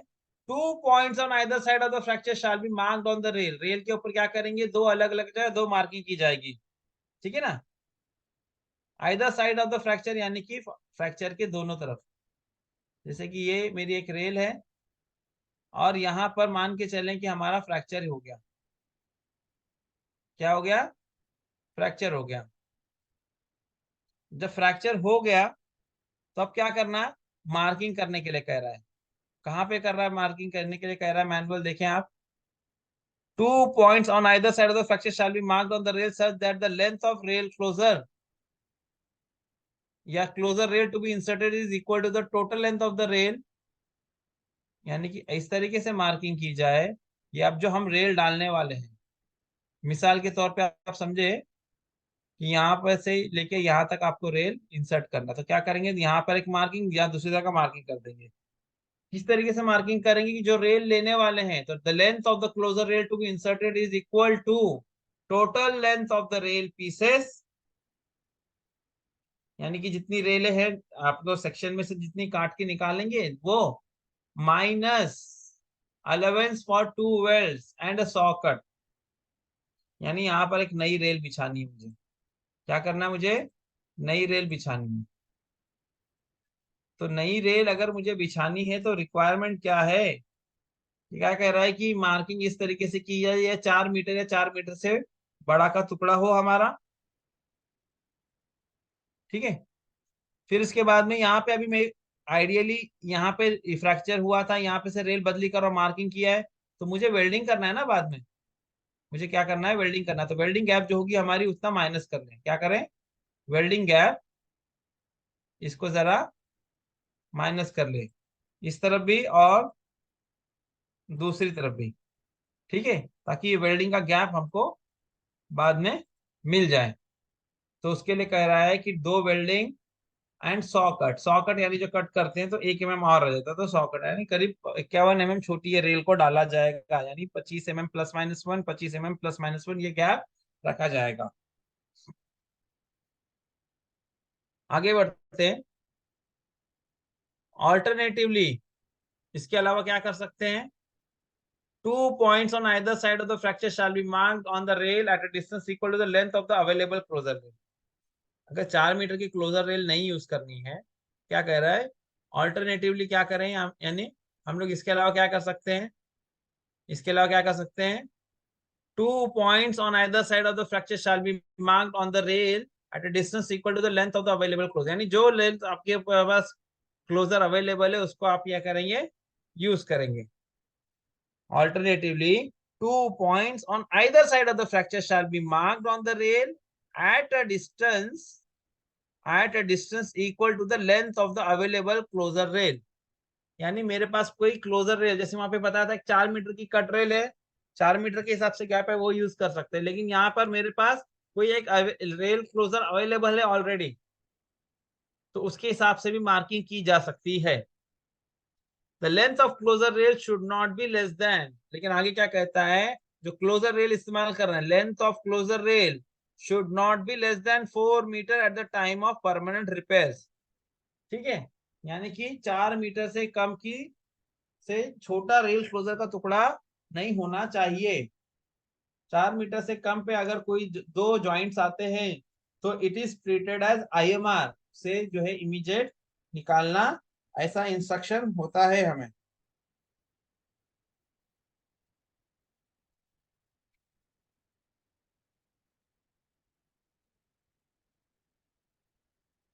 Next, the rail shall then be cut at these points simultaneously if possible. ठीक है, तो रेल को जो है इस पॉइंट पे जो मार्किंग किया था वहां पे कट कर देंगे। आपने रेल की कटिंग कर दी। The rail closure shall then be inserted and joint. Rail closure डाल दिया आपने, और ज्वाइनिंग करने के बाद में आपको क्या करना है? ट्रैफिक को resume. After joining the traffic shall be resumed at a restricted speed in accordance with annexure 3/8।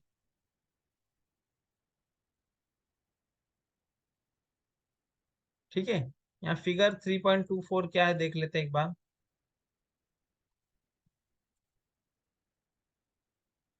Figure 3.24 पे ये हाइपर लिंक नहीं है, चलो इसको बाद में देख लेंगे, कोई दिक्कत नहीं है। यहाँ पे स्पीड की बात हो रही है, तो एनेक्सर 3/8 इसके अंदर बात हो रही है हमारी। तो बकलिंग का है हमारा, क्या कहाँ है आपका? हाँ, रेल फ्रैक्चर ना।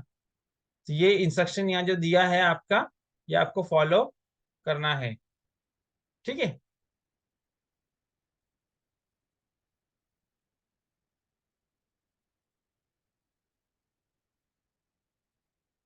After joining the traffic shall then be resumed at a restricted speed in accordance with annexure 3/8.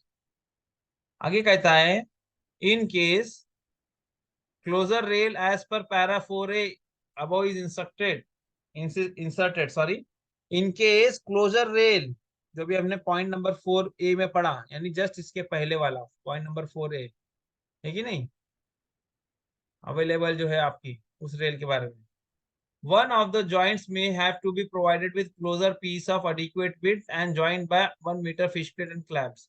तो क्या करेंगे हम लोग, one of the joints may have to be provided with closer piece of adequate width and joined by 1 meter fish plate and clamps. समझ में आया? एक बार देख ले, A4A ना, 4A में भी 4A1 बोल रहा है ना, ठीक है। तो अभी हमने बताया था ना कि 2 पॉइंट हम मार्किंग करेंगे क्लोजर रेल के हिसाब से, तो यहाँ पर उसी के बारे में बोल रहा है, in case closure rail is inserted, one of the joints may have to be provided with closure piece of adequate width. एक तरफ का जॉइंट को क्या करना पड़ेगा, क्लोजर पीस सफिशिएंट विड्थ की आपको रखना पड़ेगा, और 1 मीटर लंबी फिश प्लेट से बांध करके क्लैंपिंग हमें कर देना है, ठीक है। यानी अभी हमने सिर्फ और सिर्फ क्या किया है, रेल बदली किया है और कुछ ना कुछ गैप हमने दे दिया है। हमने क्या किया है, फिश प्लेट और क्लैंप वगैरह टेम्पररी लगा दिया है। नेक्स्ट हमारा जो पॉइंट है वो परमानेंट रिपेयर्स का है। नेक्स्ट क्या है, परमानेंट रिपेयर्स। बस नहीं आ रही है राजीव, फर्स्ट और सेकंड पॉइंट में सर डिफरेंस क्या है? आपकी आवाज बराबर नहीं आ रही। टेम्पोररी रिपेयर में, हम्म, तो टेम्पोररी रिपेयर में सर फर्स्ट पॉइंट और सेकंड पॉइंट में सर अंतर क्या है? बी और ए एक और मिनट, बी में सर, ए ए और और बी, बी में देखिए। तो दोनों में सर हाँ डिफरेंस क्या है? देखिए, ये भी कुमार कुमार का जो क्वेश्चन था ना, ये यहाँ पे देखिए मैं बता देता हूँ आपको। इक्विपमेंट में पहले हम लोग जाते हैं, ठीक है। ये ए इक्विपमेंट का में हम 1 और गए 2। थे, तो यहाँ पर पहले बोला था कि 4 मीटर की रेल एक तैयार हो हमारे पास, जो कि कट वगैरह करके रखी हो यूएसएफडी टेस्टिंग करके, और दूसरा कहा था rail closure of suitable length. अब मेरे सेक्शन में क्या होता है, कई बार 1 से 4 मीटर की रेल तो बोल रहा है तैयार करके रखो ताकि रेल फ्रैक्चर हो तो आप उसको इस्तेमाल कर लो, ये बात हो रही है इसके अंदर, इस पॉइंट के अंदर।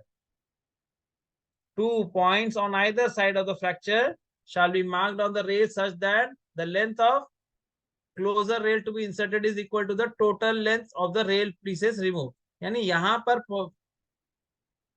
पर बात हो रही है कि आपके पास अवेलेबल एक रेल है, उसको आपने डाला, 4 मीटर की रेडीमेड रेल का क्लोजर है, उसको आपने इस्तेमाल किया, 2 वेल्डिंग का गैप दिया, इस तरीके से कटवाना। ये है आपके फर्स्ट पॉइंट, ये है आपका फर्स्ट पॉइंट। दूसरे में बोल रहा है कि हमारे पास कोई अवेलेबल रेल है, चाहे वो दूसरे कोई साइज की 4 मीटर से, लेकिन बड़ी होनी चाहिए। Alternatively, 2 points on either side of the fracture shall be marked on the rail at a distance equal to the length of the available closer rail। यानी मान के चलो मेरे पास 5 मीटर, मेरे पास 6 मीटर का कोई एक रेल सेक्शन में पड़ा था, कुछ और काम करने के लिए कहीं पर रिप्लेस करने के लिए पड़ा था, लेकिन यहाँ फ्रैक्चर हो गया, उसको इस्तेमाल करना है तो उसको भी यूज कर सकते हैं, लेकिन ध्यान से इतना देना, the length of closure rail should not become less than 4 metre, ठीक है। तो वो क्लोजर रेल 4 मीटर से कम नहीं होनी चाहिए। यहाँ पे सिर्फ वही बोल रहा है, यानी कि उससे बड़ी रेलें भी यूज कर सकते हैं हम लोग, बस खाली हमको क्या देखना है कि 4 मीटर से कम ना हो। एक्चुअल में बात ऐसी है कि कोई भी 2 ज्वाइंट 4 मीटर से कम के दूरी में आता है तो it is treated as IMR, it is treated as IMR. इसके लिए यहाँ पर उसके लिए मना किया है।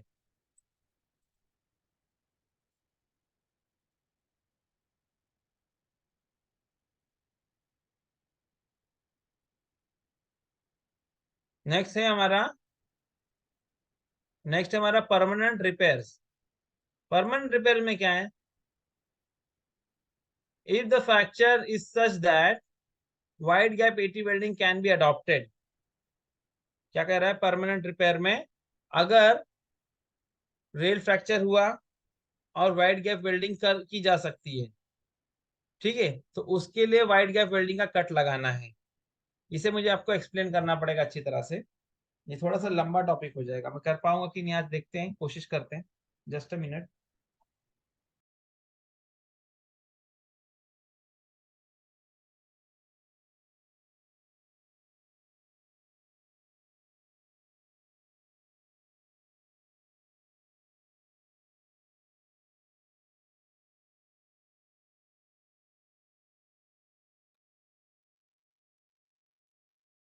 देखिए यहाँ पर मैं थोड़ा कुछ डायग्राम बनाता हूँ रेल फ्रैक्चर के बारे में, ताकि वो समझने में आपको सहूलत हो जाए। समझिए मेरी कोई रेल है मेरे सेक्शन की, एंड से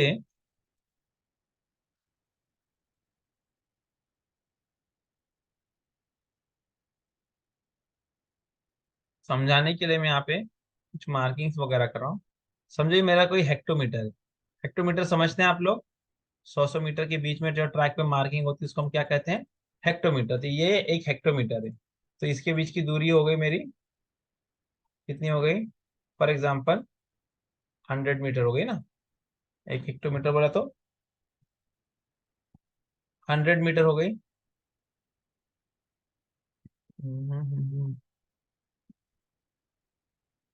एक हेक्टोमीटर बोला तो दूरी कितनी हो गई, 100 मीटर।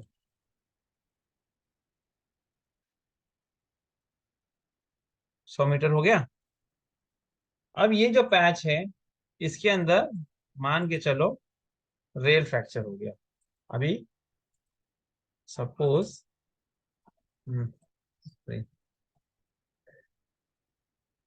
ये रेल फ्रैक्चर हो गया, जानबूझ के थोड़ा बड़ा बना रहा हूं ताकि आपको देखने समझने में आसानी हो, ठीक है। अब इस पोर्शन में, इस सेक्शन में देखिए दो तरीके से काम होता है। मेरे सेक्शन के अंदर इस एक हेक्टोमीटर के अंदर जो भी मान के चलो 60 केजी की रेल है, तो 100 मीटर की रेल थी तो 60 केजी की रेल, और 100 मीटर से तो 6000 किलो लोहा आ गया, इसके अंदर मेटल है उतना, ठीक है।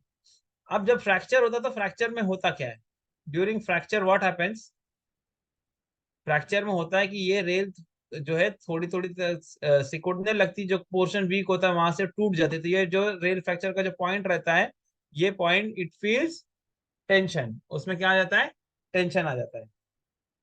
अब हमने मान के चलो यहाँ रेल एक बदली करी, ठीक है, मान के चलो हम यहाँ पे एक रेल बदली करते हैं, ठीक है।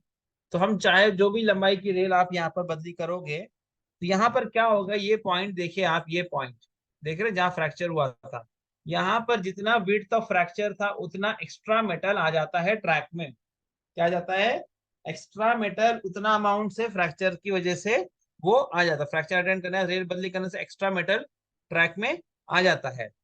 ये जो एक्स्ट्रा मेटल है, ये जो एक्स्ट्रा मेटल है बाद में हमारे जो है एसईजे के एबनॉर्मल बिहेवियर का कारण बनता है, बाद में बकलिंग का कारण भी बन सकता है। सही तरीका क्या है, सही तरीका क्या है कि ये कह रहा मैनुअल कि अगर मुमकिन हो, अगर आपके लिए पॉसिबल है तो आप क्या करें, क्या कह रहा है, अगर पॉसिबल हो तो आप एक काम करें कि 80 वाइड गैप वेल्डिंग करें। तो इसको मैं रीड करता हूं, समझ में आएगा। If the fracture is such that wide gap 80 welding can be adopted, ठीक है, फ्रैक्चर ज्यादा ये नहीं है, रेल बदली ना करना पड़े, हम क्या करेंगे, यहाँ कट लगाएंगे, यहाँ कट लगाएंगे, और 80 वेल्डिंग का जो गैप है, वाइड गैप 80 वेल्डिंग जो है उसको कर देंगे, ठीक है। क्या कर देंगे, वाइड गैप वेल्डिंग जो है हम लोग कर देंगे। वाइड गैप वेल्डिंग एक्चुअली देखिए कन्वेंशनली हमारी जो वेल्डिंग होती है वो होती है 25 mm, कितनी होती है, 25 mm। इसके बाद आती है wide gap welding, wide gap, ठीक है, wide gap welding. Wide gap में दो कैटेगरी की वेल्डिंग है, एक है 50 mm और दूसरा है 75 mm, 75 mm, ठीक है। इनमें से अगर मेरा फ्रैक्चर हुआ, देखिए आप नॉर्मली अभी यही पोर्शन जगह देख रहे हैं आप, यहाँ रेल फ्रैक्चर हुआ, रेल में कोई खराबी नहीं थी भाई, उसके अंदर बहुत ज्यादा जो है टेम्परेचर ड्रॉप होने की वजह से रेल का जो एक पर्टिकुलर पॉइंट जो है उसके अंदर कॉन्ट्रैक्शन हुआ और वहां से वो दरार आ गई, वो गैप डेवलप हुआ। ठीक है, अब इस रेल को अगर मैं किसी तरीके से पुल करूं, पुल बैक, कब तक पुल बैक करूं? जब तक ये जो गैप जो इतना बना बना था ये गैप जीरो ना हो जाए। तो ये तो पुल करने वाला काम हो गया।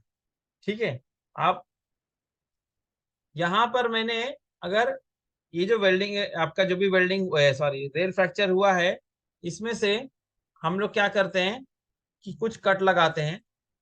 सपोज लाइक दिस, कि भाई यहाँ पे कट लगाया, सपोज यहाँ पर एक कट लगाया, यहाँ पर एक कट लगाया। अब हमने कट लगा देने के बाद में क्या हुआ, ये जो पोर्शन है, अब ये जो है इरेगुलरिटी थी वो सारी निकल गई और इसी के अंदर अब ये बड़ा सा गैप हो गया, इसको बोलते हैं वाइड गैप। इसको क्या कहते हैं? Wide gap. क्या कहते हैं? Wide gap. तो उसके बारे में बात कर रहा है, इसको read, if fracture is such that wide gap eighty welding can be adopted. तो आपको रेल बच जाएगी ना, आपकी आपकी रेल बच जाएगी, एक ही वेल्डिंग में काम हो जाएगा, नई रेल नहीं डालनी पड़ेगी। The total length of the fracture end of the ends to be cut shall be equal to the gap required for welding gap. तो अब क्या करेंगे? If the fracture is such that wide gap AT welding can be adopted, then the total length of the fracture ends to be cut shall be equal to, तो यानी कि ये जो and को काटा जाएगा, कितना लंबाई काटा जाएगा, shall be equal to what? The gap required for equal to the gap required for wide gap welding, यानी कि वाइड गैप वेल्डिंग जितनी चाहिए उतना गैप बनाना है। सीधी बात है ये तो। Once the two ends are cut, इधर से काटा इधर से काटा, a gap required for wide gap welding will be created by using rail tensor। फिर आपने क्या करना है कि भाई दोनों तरफ कट लगा लिया रेल फ्रैक्चर को। अब हमने क्या करना है, जैसे मैंने आपको यहाँ पे बताया, वो जो रेल टेंसर लगाएंगे, रेल टेंसर से यहाँ और यहाँ दोनों तरफ रेलों को खींचा जाएगा और उसी पोजीशन में यहाँ मैं एक स्कीमेटिकली एक बॉक्स बनाता हूँ, आप उसको समझ जाए कि वो आपका क्या है, रेल टेंसर है। ये आपका सपोज रेल टेंसर है। ये दोनों एक दूसरे दोनों एक तरफ से खींचना शुरू करेंगे। तो once the two ends are cut, a gap required for wide gap welding will be created by using rail tensor और joint welded by wide gap AT welding technique। यानी इनको पुल करके जितना करीब लाया जा सकता है ले आया जाएगा। उसके बाद में आप क्या करेंगे, रेल टेंसर से खींचने के बाद में उसका जो है वेल्डिंग वगैरह करेंगे। ठीक है,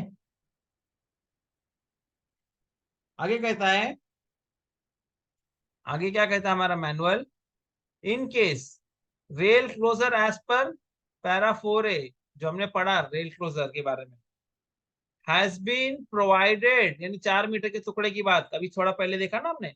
in case rail closure as per sub para 4A has been provided for temporary repairs, यानी टेम्पररी रिपेयर्स के लिए इस्तेमाल किया गया रेल क्लोजर।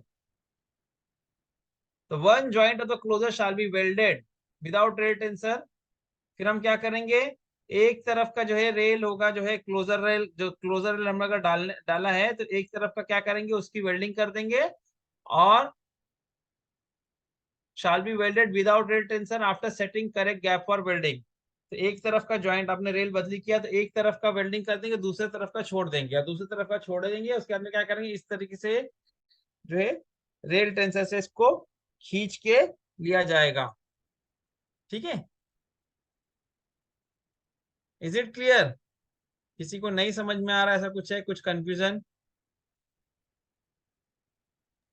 सर समझ में नहीं आ रहा है सर, टेम्पोररी रिपेयर से सर समझ में नहीं आ रहा है, परमानेंट रिपेयर में सर दिक्कत हो रही है। चलो मैं इसको पहले कंप्लीट कर लेने दो, मैं आपको अलग से बताता हूँ। लेट टेम्पररी और परमानेंट दोनों नहीं समझ में आ रहा है? ये सर जो 4A1 जो है ना सर, हाँ, वहां से क्लियर नहीं हो रहा है, इसलिए सर यहाँ क्लियर नहीं। अच्छा चलो मैं समझ गया। और भी किसी को डाउट है क्या?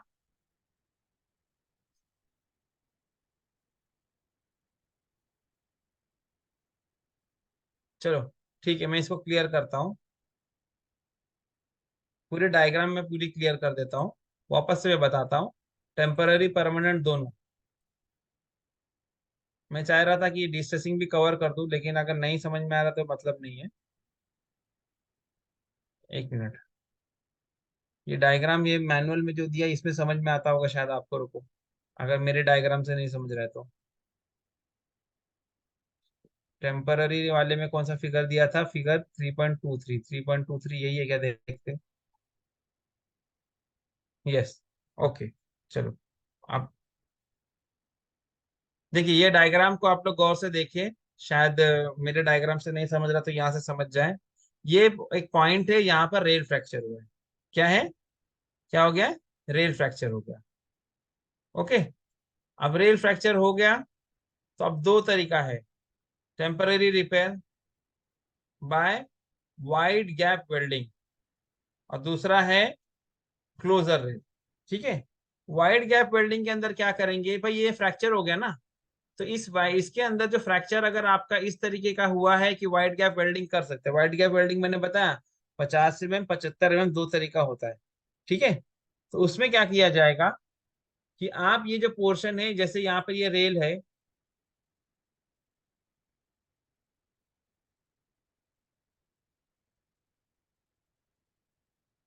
ये मेरी रेल है और इसके अंदर यहाँ पे फ्रैक्चर डेवलप हो गया। ठीक है, तो इसके अंदर इसका गैप मापा जाएगा, और गैप अगर ऐसा है कि भाई वाइड गैप वेल्डिंग करके हम लोग इसको ले सकते हैं, यानी कि आमतौर पे 25 mm का गैप हम लोग वेल्डिंग करते हैं ना। अब वाइड गैप में अप टू 50 mm है, तो आप क्या करेंगे, सपोज इसके अंदर यहाँ से थोड़ा सा हिस्सा काटा और यहाँ का हिस्सा काटा। ठीक है, अब इसमें क्या हो गया, दोनों काट के निकाल दिया टुकड़ा, ये बिल्कुल क्लियर हो गया। ठीक है, अब मेरे पास क्या है, वाइड गैप वेल्डिंग का पूरा मोल्ड वगैरह है, उसको लाकर मैं यहाँ पर लगा देता हूँ। वाइड गैप वेल्डिंग का मोल्ड होगा, मैं यहाँ पे लाके लगा दिया और मैंने वेल्डिंग कर दिया। वेल्डिंग होने के बाद में it will look like this. ठीक है, इस तरीके से बिल्कुल ये क्लियर, ये वेल्डिंग हो गया। तो टेम्पररी रिपेयर यहाँ पर इस तरीके से हो गया, यानी अभी यहाँ पे कोई रेल बदली करना है क्या? रेल बदली करना है क्या? नहीं बदली करना है। ठीक है, ये वेल्डिंग है। लेकिन अभी वेल्डिंग के लिए देखिए, टेम्पररी और परमानेंट में फर्क समझ ले आप पहले। सबसे पहले आप लोग टेम्पररी और परमानेंट में फर्क समझ ले।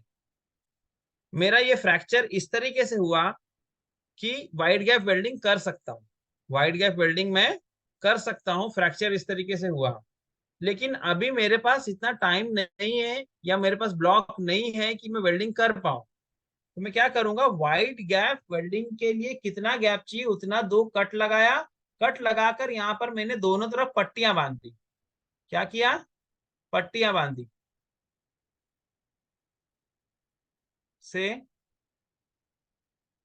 ये दोनों तरफ मैंने क्या किया, पट्टियां लगा दी। ठीक है, तो क्या कहा, rail cut and cam closure pieces use if required. ठीक है, अब इसके बाद में हमने क्या कर दिया, ये पट्टियां लगा दी, खत्म हो गया। अब जब हमारा परमानेंट रिपेयर की बात आएगी तो यहाँ पर ये .1 के हिसाब से क्या है, यहाँ पर ये पट्टियों को निकाला जाएगा, इन पट्टियों को निकाला जाएगा, और इसके बाद में यहाँ पर वाइड गैप वेल्डिंग का सामान लेके इसको हमने वेल्डिंग कर देना है। एक तरीका था ये है, एक तरीका तो ये है। ठीक है, दूसरा तरीका क्या है? दूसरा तरीका क्या है, ये बाय क्लोजर रेल। ठीक है, क्लोजर रेल वाले में क्या करेंगे हम लोग, क्लोजर रेल में अगेन एक डायग्राम में बना देता हूं। क्लोजर रेल के अंदर यहाँ मेरा मान के चलो फ्रैक्चर ये पॉइंट पे सपोज यहाँ का ही हुआ था, लेकिन यहाँ पे अभी हमें बड़ी रेल लेनी, हमें लेके वेल्डिंग करना है ना। तो यहाँ पर क्या करेंगे क्लोजर रेल में कि भाई यहाँ पर ये जो रेल खराब हो गई, तो मेरे पास यहाँ पे मैंने कट लगा दिया से यहाँ पर और यहाँ पर, या अगर हमारे डायग्राम के हिसाब से देखा है तो यहाँ पर। ठीक है, अब इसको जो है आपने इतने पोर्शन की जो है रेल आप निकालने वाले हैं, से मैं रेल को निकाल देता हूं। So let us remove the rail. ठीक है, इतनी रेल मैंने क्या की, निकाल दी। अब यहाँ कोई रेल नहीं है। अब यहाँ पे मुझे दूसरी रेल लाकर इंसर्ट करनी है, दूसरी रेल लाकर इंसर्ट करनी है, लेकिन क्योंकि LWR है, यहाँ वेल्डिंग अलाउ, ये यहाँ पर जॉइंट अलाउड नहीं है, तो हम क्या करेंगे, यहाँ पर एक और रेल जो लाएंगे, उसमें जो गैप होगा इस तरफ और दूसरी तरफ, एक एक वेल्डिंग का गैप 25 mm ±1, जो बोला था ना 51 mm, तो 25 + 25, यहाँ दोनों तरफ क्या कर दिया हमने, गैप प्रोवाइड कर दिया। ठीक है, आ रही बात समझ में अभी? राजीव हाँ जी सर, अब समझ रहा है? आप समझ में आ रहा है सर। हाँ, तो यहाँ पर गैप इसलिए दे दिया है ताकि जब बाद में वेल्डिंग करने का समय आएगा, परमानेंट वेल्डिंग, परमानेंट रिपेयर में, उस टाइम पे ये जो है, ये गैप की हमने वेल्डिंग कर देनी है। अगर मेरे पास टेम्पररी रिपेयर के टाइम पे वेल्डिंग पार्टी है और मेरे पास ब्लॉक अवेलेबल है, तो मैं टेम्पररी और परमानेंट रिपेयर साथ में कर सकता हूँ। लेकिन क्योंकि आमतौर पे वेल्डिंग पार्टी इधर नहीं होती या कभी इतना ब्लॉक हमें मिलता नहीं है, तो हम लोग क्या करते हैं, उसके लिए हमने क्या किया, दोनों तरफ अभी पट्टी बांध देंगे। अब यहाँ पर क्या किया मैंने, सपोज ये इधर पे भी और यहाँ पर भी दोनों तरफ क्या किया, मुझे पट्टी बांध देना है। ठीक है, तो दिस इज टेम्पररी रिपेयर। ठीक है, अब permanent repair as the name suggest, यहाँ पर करना क्या है आपको, यहाँ पर क्या करना है, यहाँ पर आपको वेल्डिंग करना है। परमानेंट रिपेयर में एक ही काम है, परमानेंट रिपेयर के अंदर एक ही काम है, क्या करना, कि वो जो भी ज्वाइंट होगा उसकी क्या कर देना है, वेल्डिंग कर देनी है। हाँ, अब आप ये डायग्राम ये समझ में आ गया आपको। अब आप इको में जो बोल रहा था ना कि दो तरीका है, तो अब यहाँ पर आप थोड़ा सा में देखें, अब आप इसको ऐसा देखें, ये डायग्राम मेरा हटा देता हूँ, 2.1 उसमें हाईलाइट कर देता हूँ ताकि समझने में आसानी हो। एक 2.1 का डायग्राम देखो और दूसरा 3.1 का डायग्राम देखो। ठीक है, ये पहला टेम्परेरी रिपेयर का स्टेज है और ये हमारा वाइड गैप वेल्डिंग का स्टेज है। तो यहाँ पे हमने क्या किया था, वाइड गैप के हिसाब से हमने गैप बनाया, फिर उसके बाद में पट्टियां लगा दी। ठीक है, और जब मुझे अभी वेल्डिंग करना है, तो वेल्डिंग के टाइम पे मैं क्या करूंगा, वेल्डिंग के टाइम पे ये पट्टियां को निकालूंगा मैं दोनों तरफ की। निकालने के बाद में कि ये जो पोर्शन इनके बीच में बचा हुआ है, ये जो पोर्शन बीच में बचा हुआ है, वो पोर्शन पे मैं मोल्ड ये लगा दूंगा, वाइड गैप वेल्डिंग का मोल्ड वगैरह लगा दूंगा और वेल्डिंग कर दूंगा। तो वेल्डिंग होने के बाद में it will look something like this. ठीक है, एक चीज तो ये हो गई। दूसरा, बाय क्लोजर रेल, दूसरा क्या है, बाय क्लोजर रेल, यानी रेल का टुकड़ा हम लिटरली डाल रहे हैं।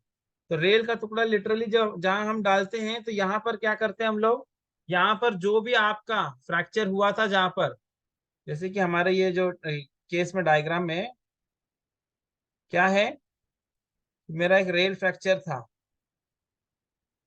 ठीक है, सपोज मेरे सेक्शन में रेल फ्रैक्चर है, तो अब जो रेल फ्रैक्चर हो गई, तो क्लोजर रेल मुझे डालना है।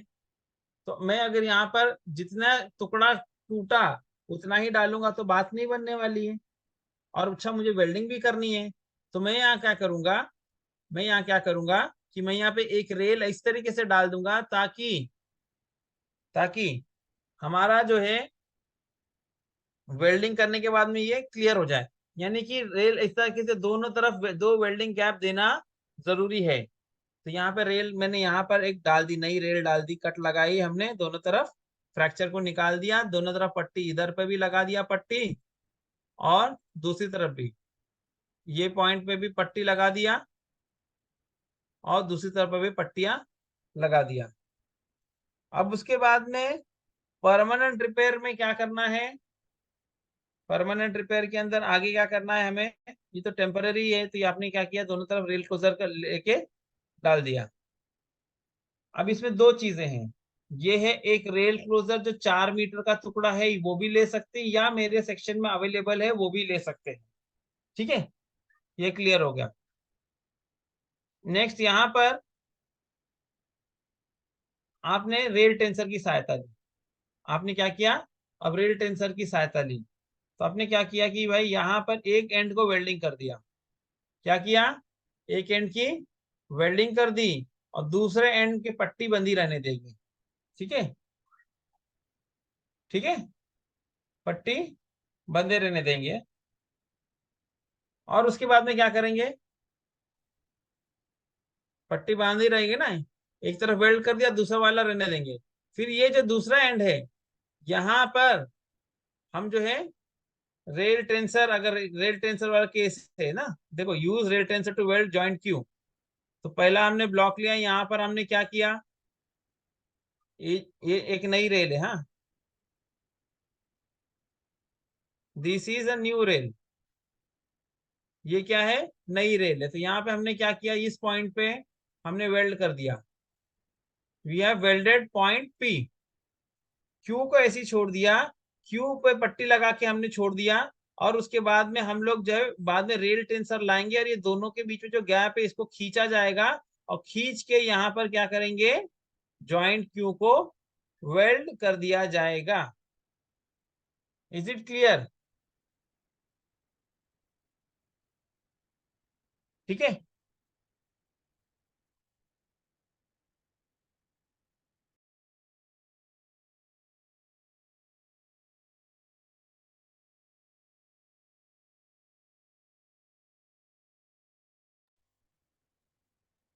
समझ में आ रहा है कि नहीं समझ में आ रहा, आपने पहले ये मुझे बताया।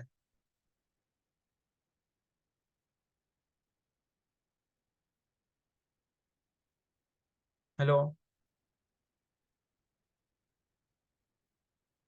ये समझना इतना मुश्किल नहीं है, डायग्राम से समझ में आ जाना चाहिए, लेकिन नहीं, समझ रहा कि नहीं समझ रहा मुझे जरा बताया आप लोग।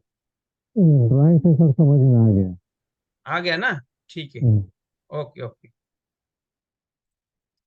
तो इस तरीके से हमें temporary repair and permanent repair करना है। हो गया। इसके बाद में इसी डायग्राम में मैं एक चीज आपको और बता देता हूँ, ठीक है। इसके बाद में हमें क्या करना है, इसके बाद में हमें करना है एक क्या कहते हैं हमारा डी स्ट्रेसिंग था ना, पॉइंट नंबर 4, ये देखिए, डी स्ट्रेसिंग। इस पॉइंट को मैं डी स्ट्रेसिंग ना कहते हुए मैं इसको लोकल डी स्ट्रेसिंग कहूंगा। इसे क्या कहूंगा, लोकल डी स्ट्रेसिंग। ठीक है, अब इसके अंदर क्या कहते हैं हम लोग वो देख लेते हैं। It is necessary to carry out local, देखो आया ये टर्म आया ना, local destressing, local destressing of 125 metre on either side for equalisation.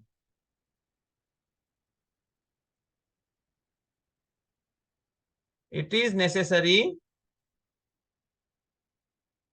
to carry out local distancing of 125 meter on either side for equalization of stresses induced in LWR due to permanent repair। यानी जब भी आप welding करते हैं, welding करते हैं तो उसके अंदर कुछ स्ट्रेसेस इंड्यूस हो जाते हैं, यानी कि एक्स्ट्रा क्या कह सकते हैं, मेटल हमारे ट्रैक में ऐड हो जाता है। ठीक है, तो इसको हमको अटेंड करना है कि क्या करना है, उसको स्प्रेड करना है। ठीक है, इसको मैं पढ़ता हूं। It is necessary to carry out local destressing of 125 metre on either side for equalization of stresses induced in LWR due to permanent repair. Explanatory note is given in annexure 3/17। आप 3/17 में दिखा देता हूं आपको क्या है, ये इक्वलाइजेशन ऑफ स्ट्रेसेस ही है। इसकी पूरी एक वीडियो मैंने ना अलग से एक बनाई है, जिसको अगर टाइम मिलेगा ना बाद में देख लेना, इक्वलाइजेशन ऑफ स्ट्रेसेस के बारे में बहुत अच्छे एग्जांपल्स के साथ में मैंने आपको बताया, तो वहां से आप देख लेना। आगे क्या कह रहा है, after welding of joints, actual में करना क्या है वो यहाँ पे पढ़ लेते हैं अपन। वो इक्वलाइजेशन ऑफ स्ट्रेसेस जो है क्या है, वो वहां पर कैलकुलेशन दिया, यहाँ करना क्या है प्रैक्टिकली ये बताता हूँ। आफ्टर वेल्डिंग ऑफ जॉइंट, आपने वेल्डिंग कर दिया, देखिए यहाँ पे मैं लाइन डायग्राम बना के एक्सप्लेन करता हूँ फटाफट, थोड़ा तेजी से जाएंगे। ये मेरा सेक्शन था, यहाँ पर क्या हो गया, कोई एक जगह पे रेल फ्रैक्चर हो गया। ठीक है, अब रेल फ्रैक्चर होने के बाद आपने क्या किया, अल्टीमेटली मान के चलो हमने, सॉरी, एक रेल बदली कर दिया। ठीक है, रेल बदली करने के बाद में आपने क्या किया, यहाँ पर आपने दोनों तरफ से उसकी वेल्डिंग कर दी। इस पॉइंट पे रेल फ्रैक्चर हुआ था, यहाँ पे हमने एक रेल बदली की, तो यहाँ जो गैप डेवलप हुआ है, यहाँ जो गैप डेवलप हुआ है, इसमें एक्स्ट्रा मेटल ट्रैक में इंड्यूस हो गया। क्या हो गया? एक्स्ट्रा मेटल मेरे ट्रैक में आ गया। ये जो एक्स्ट्रा मेटल आ गया है ये क्या करेगा, जो स्ट्रेस डायग्राम जो पहले कुछ इस तरीके से इक्वल था, मेरा जो है ट्रैक का जो स्ट्रेस डायग्राम था जो पहले करीब करीब सब जगह पर बराबर बराबर था, करीब करीब सब जगह पर बराबर बराबर था, यहाँ पर रेल फ्रैक्चर के कारण यहाँ पर एक्स्ट्रा स्ट्रेस डेवलप हो गया, टॉप अप उसके ऊपर एक्स्ट्रा स्ट्रेस डेवलप हो गया। ये जो एक्स्ट्रा स्ट्रेस डेवलप हो गया है इसको यहीं पर छोड़ना इज नॉट गुड, क्योंकि एक्स्ट्रा यहाँ पे इतना जो पोर्शन के अंदर स्ट्रेस है रेल के अंदर, ठीक है, इसको डिस्ट्रीब्यूट करना है। तो हमने करना क्या है, हमें करना ये है कि ये जो पोर्शन है जहां फ्रैक्चर हुआ था, मैनुअल बोलता है कि वहां से 125 मीटर आगे उस पॉइंट से और 125 मीटर पीछे दोनों तरफ आइदर साइड इतने पोर्शन की चाबियां आप गिराएं। क्या करें आप? इतने पोर्शन की जो भी फिटिंग्स वगैरह होगी आपकी वो सारी चाबियों को गिरा दे। ठीक है, चाबियों को गिरा देने के बाद में क्या करेंगे, ये जो सेंटर है ना, सेंटर से दो पार्टी बना ली जाए, एक आगे की तरफ एक पीछे की तरफ। 125 meters ahead, 125 meters ahead, और इसी तरीके से 125 meters back side. After welding of joint, rear temperature, the length of track equal to 125 meter on either side be unfastened and tapped to ensure equalization of stresses and refastened. यानी कि 125 metre की चाबी यहां से यहां तक निकाल के एंड में जाएंगे, फिर उसके बाद में क्या करेंगे, फिर उसके बाद में क्या करेंगे, उसको टैपिंग करेंगे। चाबियां निकाल दिया आपने, हल्के हल्के हाथ से, लकड़े का हथौड़ा, वुडन मैलेट बोलते हैं उसको, उससे टैपिंग करेंगे। ठीक है, रेलों को ठोकेंगे हल्के हल्के हाथों से, जोर से नहीं, जेंटली टैप करेंगे। फिर उसके बाद में क्या करेंगे, टैप कर दिया, अभी जो स्ट्रेस जो ये एक जगह पर था, अब ये स्ट्रेस जो है वाइड एरिया में डिस्ट्रीब्यूट हो जाएगा। ये जो स्ट्रेस एक जगह पर था ये बाद में क्या हो जाएगा, वाइड एरिया में ये डिस्ट्रीब्यूट हो जाएगा। कैसा हो जाएगा मैं बताता हूं। ठीक है, वाइड एरिया में ये यहां से हट जाएगा और ये वाइड एरिया में डिस्ट्रीब्यूट हो जाएगा। तो इसका जो एडवर्स इफेक्ट है, ये एडवर्स इफेक्ट इसका कम हो जाएगा। आ रही बात समझ में? इसका एडवर्स इफेक्ट जो है कम हो जाएगा। आई बात समझ में? फिर बाद में अब क्या करेंगे, अब चाबियां दोनों एंड से, इधर से और इधर से लाकर लगा दिया जाएगा। इसे हम लोग बोलते हैं, इसे हम लोग क्या कहते हैं, इसको हम लोग बोलते हैं इक्वलाइजेशन ऑफ स्ट्रेसेस, या फिर इसको ये भी कहते हैं local distressing, local D stressing. इसे हम क्या कहते हैं, लोकल डिस्ट्रेसिंग कहते हैं। आई बात समझ में? इसे हम बोलते हैं लोकल डिस्ट्रेसिंग। तो ये कर देने से क्या होता है, स्ट्रेसेस हमारे बैलेंस हो जाते हैं, एक जगह पर नहीं रहते। तो हमारा रेल फ्रैक्चर अटेंड करने में इतने सारे स्टेप्स हैं, रेल फ्रैक्चर अटेंड करने में इतने सारे हमारे स्टेप्स इन्वॉल्व होते हैं। फिर इसके बाद नेक्स्ट हमारा एसईजे का है ना, तो ये पैरा हमारा यहाँ पे कंप्लीट हो गया। ठीक है, सर थोड़ा सा पार्ट 2 लिखिएगा सर। क्या परमानेंट रिपेयर का part 2। Part permanent repair part 2। 5C। हाँ 2। देखो क्या कहता है, इसको देख लेते हैं। In case rail closure as per sub para 4A2, 4A2 क्या है, has been provided at the time of temporary repair. यानी कि 4A2 देख लेते हैं पहले कि alternately 2 points on either side of the fracture shall be marked on the rail at a distance equal to the length of the available rail closure. The length of closure rail should not be less than 4 metre. ठीक है, तो यहाँ पर क्या है, in case rail closure has been provided at the time of temporary repair, the rail closure shall be suitably cut such that length of the rail to be finally inserted in track is equal to the length of the rail removed from track after the fracture। ये तो मैंने बताया आपको, अभी तो मैंने बताया इसको, जस्ट अ मिनट।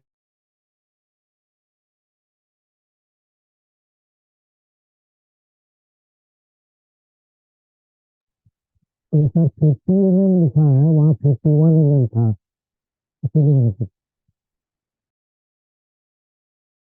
मैं जरा कॉल पे था। हाँ बोले, फाइव सी में क्या कह रहा है, आपको क्या नहीं समझा? देखो आपने एक इसमें रेल सर डाली। इसमें सर 50 mm है, उधर सर 51 mm था। तो हम्म। ऐसा 1 mm कम, मैंने इसमें क्या 100 कट नहीं होता? अरे वो 100 कट का इससे कुछ ले रहा है, ये वो +1 - mm का, वो इतना इंपॉर्टेंट यहाँ पर नहीं, वो 1 mm का टॉलरेंस यहाँ पे नहीं दिया है क्या? अच्छा उसकी बात आप कर रहे हो। यहाँ पर देखिए, अगर रेडीमेड रेल क्लोजर आपके पास है तो आपको 100 कट के लिए प्रोविजन नहीं करना पड़ेगा ना, आपकी रेल रेडी है तो।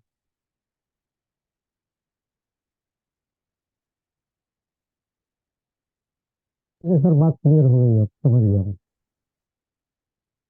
मुझे तो आपकी आवाज ही नहीं सुनाई दे रही है, पहली बात तो आप क्या जी सर, बोल रहे हैं। बात समझ में आ गई सर, मेरे को प्रॉब्लम सॉल्व हो गया। समझ में आया? हाँ, समझ में आ गया। ठीक, चलेगा। आज का सेशन ज्यादा लंबा हो गया लगता है, ये क्लियर हुआ है तो ठीक है, नहीं तो मैं रिपीट क्लास ले लूंगा, उसके लिए कोई दिक्कत नहीं है। बाकी लोग बोले समझ में आया कि नहीं भाई, फीडबैक इज इम्पोर्टेंट।